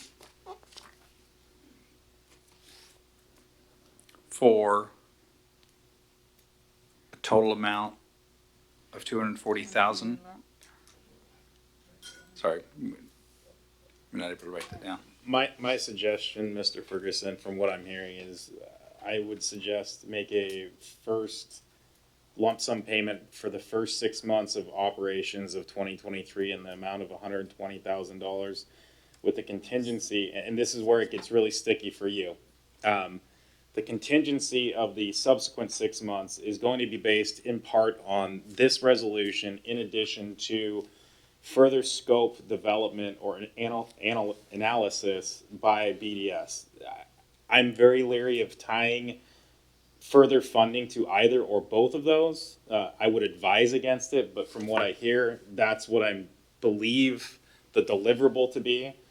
Again, I think the looser we get with tying, and I understand there are elements in here, but especially if we're tying this to a performance evaluation fundamentally through BDS, unless we have hard deliverables, from BDS or communicate those to BDS, I advise council against this. But that said, I mean, it sounds like council is generally approving 120 up front with a carrot, again, if you will. That is actually fantastic, because then you can make that motion and you just don't have to support it when we come to a vote. So if maybe you could put that in the motion for us, that'd be very helpful. Okay, I'll make the motion. The motion is to fund DPDA on Jan 1, or whatever our payment would be, in the amount of $120,000 with a potential subsequent, my opinion would be quarterly for Q3 and 4. So June 1, Sep 1, 60,000 up to $60,000 per quarter, conditioned on approval by council. Yeah, and I'd say period, but again, I'm going to offer very strong caution that is not adequate to tie these folks to some performance measures. So I will end it there without having performance measures, but I believe that's the best motion we have given 10:20 at night. Sure. So, yeah, the performance measures are in the agreement. So you're making you're moving to approve. I'm just going to recite it so that the record's clear. So Councilmember Serrano is making a motion to approve Resolution 4291, authorizing the city manager to execute the 2023 funding agreement with the Downtown Pasco Development Authority, with option D for an initial payment of $120,000 paid quarterly, with a subsequent conditional payment. No, Eric, paid for the first 6 months. So that is it'll be a lump sum And for then the quarterly. first, and then quarterly in Q3 and Q4. So for the first 6 months is a lump sum payment. Q3 and Q4, June 1, Sep 1 would be $60K, up to $60K. Okay. So, And my suggestion is that each subsequent quarterly payment requires a subsequent vote by council. Does that make sense? it does. That's a 120, 60, and 60. And three separate actions, one of those being tonight, we're fundamentally choosing to allocate 120, and then two further actions prior to June 1, prior to SEP 1 for 60K each. So, I know that's okay. Apparently muddied here, but I see Councilman Campos nodding, so and I see Councilman Brown Councilman nodding. Brown. I mean, Well, let me hang on just for a second, just from Robert's Rules of Order. We got a motion on the table. Let me make sure I get it out, and then we'll see if it gets a second. So the motion at the time is move to approve resolution number 42. The motion by Councilmember Serrano. Move to approve resolution number 4291, authorizing the city manager to execute the 2023 funding agreement with Downtown Pasco Development Authority with option D for a $120,000 initial payment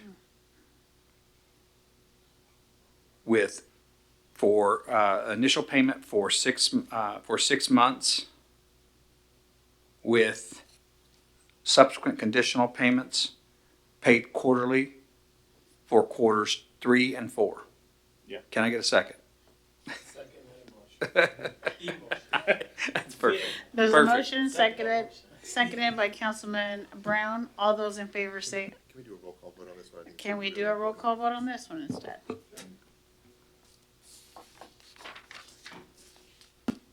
Okay. Councilmember Roach, Yes. Serrano, no. Campos, Yes. Brown, Yes. Milne, No. Maloney, Yes. and Barajas. Yes. 5-2. Vote Thank you. passes. Mr. Martinez, thank you again for allowing us to work with you on this. And again, just want to reiterate what we continue to say. We are here to support you and see you succeed. Thank you. Thank you. With that, we finally move on to our next item on the agenda. We do have another quasi-judicial matter here. Ordinance number 4615, approval of Road 40 LLC rezone from L1 to L2. I-1 to I-2. It's late. It's- Great. Um, Thanks, Madam Mayor. So just a reminder, this is also a quasi-judicial matter. The Fairness and Fairness Doctrine would apply. The same disclosures that would need to be made as the previous matters with regard to bias, prejudgment of the action, or any other biases that ex parte contact or any other things that council believes would put them in a position where they wouldn't be able to fairly judge this matter. So any disclosures would need to be made now. Hearing none. Anyone in the council chamber wishing to disqualify a council member? And none. So with that, Director White. Thank you, Madam Mayor. Obviously, council has seen this rezone most recently at the November 28th closed record hearing. It involves 70 acres on the east side of Road 40 at Sacagawea Park Road. At the closed record hearing, there was consensus to bring back to council for a formal vote on ordinance 4615, which would approve the rezone from I-1 to I-2. Thank you. Do we have any questions or comments from council? Mayor Pro Tem Maloney. Yeah, just briefly, I'm still concerned about the overall potential impact, but my understanding is that that will be dealt with during the planning process, or mitigations can be applied as necessary. I will continue to be very concerned about that community, and now that it's around, now the area around is being developed up. But I'll be supporting this ordinance. Councilman Campos, and then Councilwoman Roach. Just super brief. I want to appreciate Mrs. Stickney's comments about how this zone had been historically zoned I-2, and some of the history down there. At first glance, and I think this is what council wanted, is we wanted more clarification. I don't quite agree with some of her comments on how we didn't quite see it that way. I think all we wanted to do was get more clarification because it is of concern for us, right? We have more than just looking at what is on a table. We have to account for everybody's needs in the city, and I think that's all we wanted to do is just make sure that all the T's have been dotted and all the I's were, all the T's have been crossed and all the I's have been dotted. It is 10:30 at night, isn't it? Yeah. And so, I just appreciate the historical context because that added clarity, and I think that I'm okay with moving forward on this. Thank you for that. Councilwoman Roach. Thank you, Mayor. On page 6 of, I believe, the hearing examiner's items listed, just at number 4, conditions should be imposed in order to mitigate any significant adverse impacts from the proposal. One, Mayor Pro Tem Maloney has already stated that, there's a residential neighborhood, as you can see from the map up there, and so that's of concern. That's been there for, I don't know how long, but yeah, and they're the neighborhood that probably doesn't know how to engage with us civically to protect themselves from traffic impacts. And so that's our responsibility, and I feel like that's our duty to take that into consideration when those voices don't even know that they have a voice here. So number 1, there's that. Second, there's also the fact that the Pasco School District does have a preschool slotted for the southern portion of that. And the public hearing examiner has literally used the language very dangerous with a 40-mile-per-hour speed limit, both vertical and horizontal curves and blind left-hand exit turns. And so this needs to be evaluated for traffic. And so I will say that, yeah, I'm not excited about this rezone, but we have an obligation to mitigate those impacts to our residents and then to our children too.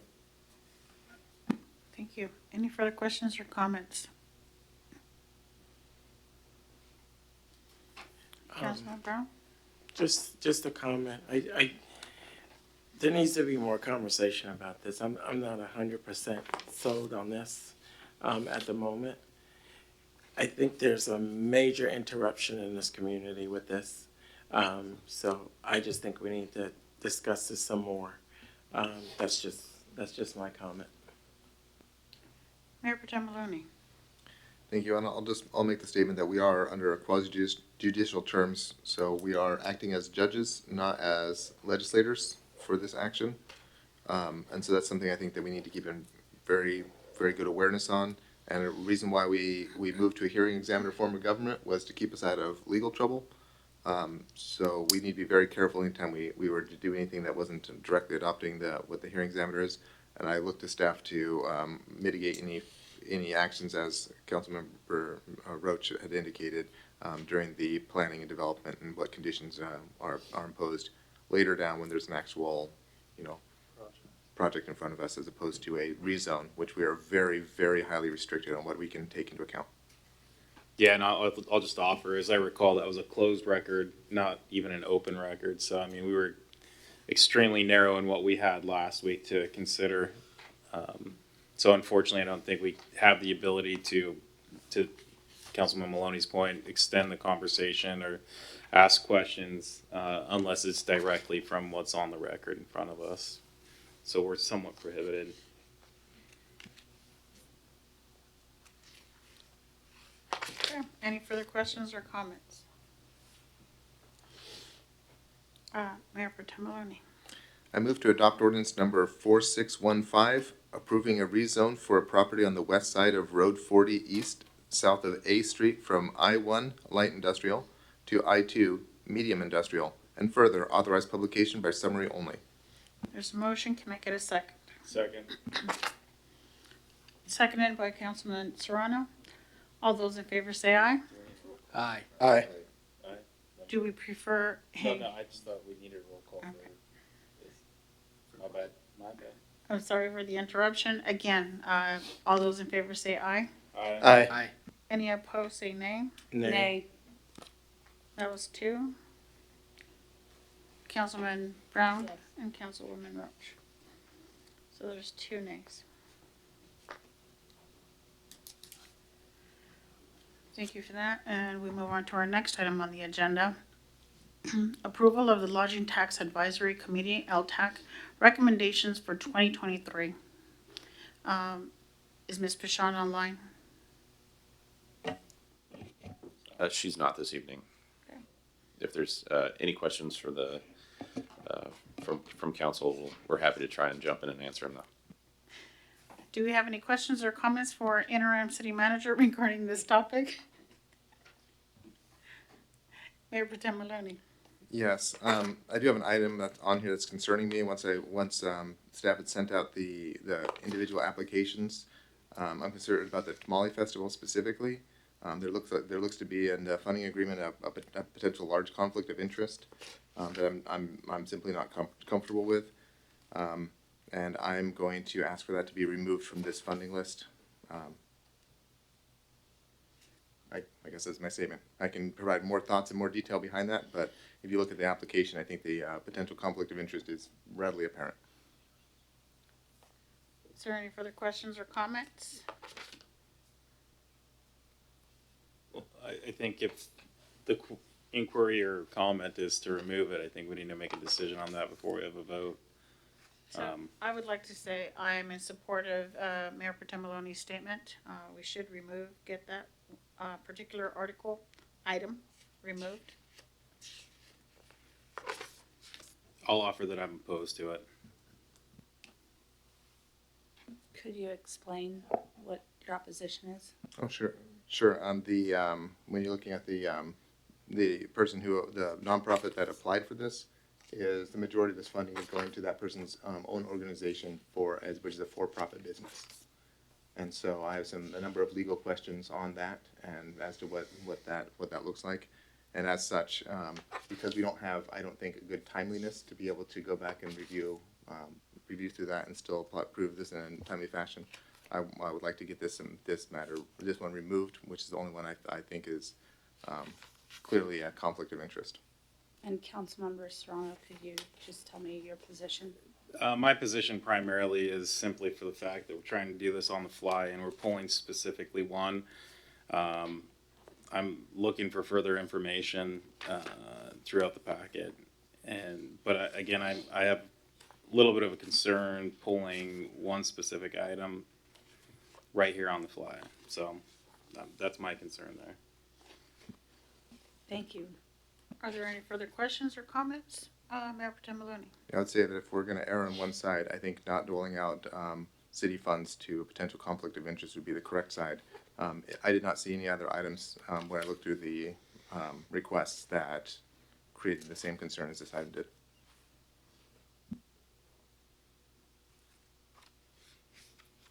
Any further comment? So, before I go to Mr. Ferguson, Councilman Campos. Just want to clarify, because sometimes Mayor Pro Tem Maloney uses big words at a late hour. What the concern seems to be is the applicant in and of itself is asking money to then basically turn around and then provide money to its other organization, and that is what brings the conflict of interest. If it were a different organization not owned by the applicant, there would be no, never mind, right? There would be no concern or no perceived conflict of interest. And the conflict of interest is driving us to not want to make a decision on the fly so we don't get caught in a situation that we don't want to be in. Correct? Okay. I just want to make sure I understand right. Mr. Ferguson, any suggestions on So- how we should proceed? Yeah, so under RCW 6728-816, the final authority with regard to disbursements or the lodging or the disbursement of the lodging tax is solely with the city entity, so that's the City Council. The Lodging Tax Advisory Committee has submitted their recommendations. While there's not a whole lot of clarity with regard to case law or other interpretations, because the statute is fairly broad, but it basically says that the municipality may choose only recipients from the list of candidates and recommended amounts provided by the Lodging Tax Advisory Committee.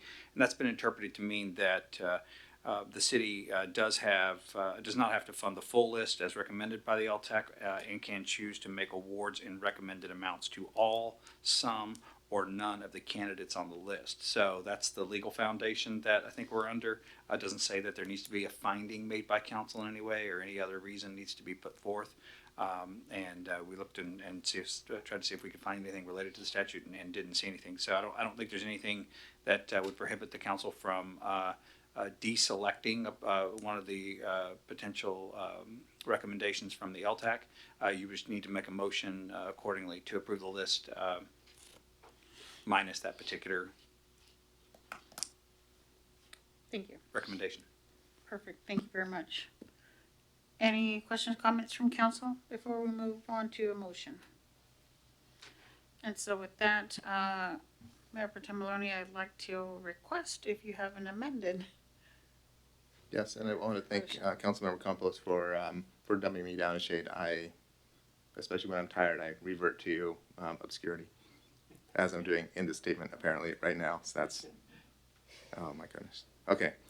I move to approve the Lodging Tax Advisory Committee recommendations for the 2023 funding allocations with the removal of the $8,500 for the Tamale Festival. There's a motion. Can I get a second? Second. Seconded by Councilman Campos. All those in favor say aye. Aye. Any opposed? Nay. There's 5 yes. Serrano and Milne, no. Thank you. And with that, we go on to, oh my goodness, item 11, new business. None listed. Item 12, miscellaneous discussion. Mr. Lincoln. Thank you, Mayor and Council. A few items to go through. First of all, Chief Gear wanted me to remind everyone that last evening, given the snow and ice event, there were very few weather-related incidents. I think he'd also be remiss if I didn't mention that tonight it's looking pretty icy too, so hopefully everyone has a very safe and careful drive home. Director Worley wanted me to remind council that you are encouraged to contact him if you'd like to do a snowplow ride-along. He'll get you set up during any weather event that gets us out there. I've personally done it a few times, and it's definitely insightful, and it's a good perspective on the city. Plus, you get to sit up pretty high in the big truck, so it's always fun. Also, we've got our first stakeholder discussion for the city's housing action plan. It's scheduled for tomorrow. December 13th from 3 to 5 at the Pasco Community Services Building in the police station. Staff from nonprofits, building agencies, public health, transit, transportation, the ports, private developers, and housing advocates have indicated their interest in attending. Winterfest is going on right now. You can check out the city's website for more information, and the tree lighting is going to be on Saturday, December 10th from 3 to 5:30 p.m. at Volunteer Park. Also, Saturday the 17th will be the Lamson Cable Bridge Run. Information for that is also on the city's website and social media outlets. Coffee with a Cop is this Wednesday, starting at 3:30 at the McDonald's on Court Street. Also want to let everyone know that Officer Jones is home and healing. Chief Roski had to head out this evening a little early, but he wanted to make sure that everyone knew that he was doing well. So obviously a scary event, but really the best outcome you can hope for considering. And lastly, just want to wish everyone a Merry Christmas and a Happy New Year, since this is our last scheduled meeting for the year. Thank you. Thank you. I do want to add two things. Director Rowley, not sure if you're listening, but it's going to be on record. I will accept that ride along down my street. Is your Pasco pickup? Yes. The other thing I do want to remind staff and council, December 17, one of the events that you forgot was the Heroes basketball charity game. So what that is, Pasco Police Department versus Pasco Fire Department basketball game, charity game, like I said. This is to help raise funds and proceeds go to domestic violence services of Benton and Franklin counties. So bring some cash, bet against the police officers or the fire department, either or. There's going to be some auctions. There was a flyer passed out. I believe the city has posted it. I know fire department and police department have posted that flyer. There's a QR code to follow or to bid on some of those auction items that have been graciously donated by businesses across the Tri-Cities. And Councilman Campos, do you have any comments to add? Yeah, I just want to thank Public Works for getting out there and getting the road done. And I'm sure that's why Director Worley's not here right now, is he's probably out there shoveling every street by himself. He's like Santa Claus. He just all in one night. No, those guys don't often get a lot of recognition until this time of year, so just really want to take a time to thank our Public Works guys for being out there and making sure our roads are as safe as they can be, and maybe that's why we've had such a low incident in the last couple hours. So that's all I've got. Any further questions or comments? Well, just before we wrap up our last meeting of the year, do want to tell everyone that's out there listening and watching, and thank you for staying up until 10:41 to watch this awesome meeting. Have a Merry Christmas, and we'll see you all next year. Item 13, our agenda, executive session, no need. Item 14, this meeting is adjourned. Have a Merry Christmas, everyone. Thanks a lot.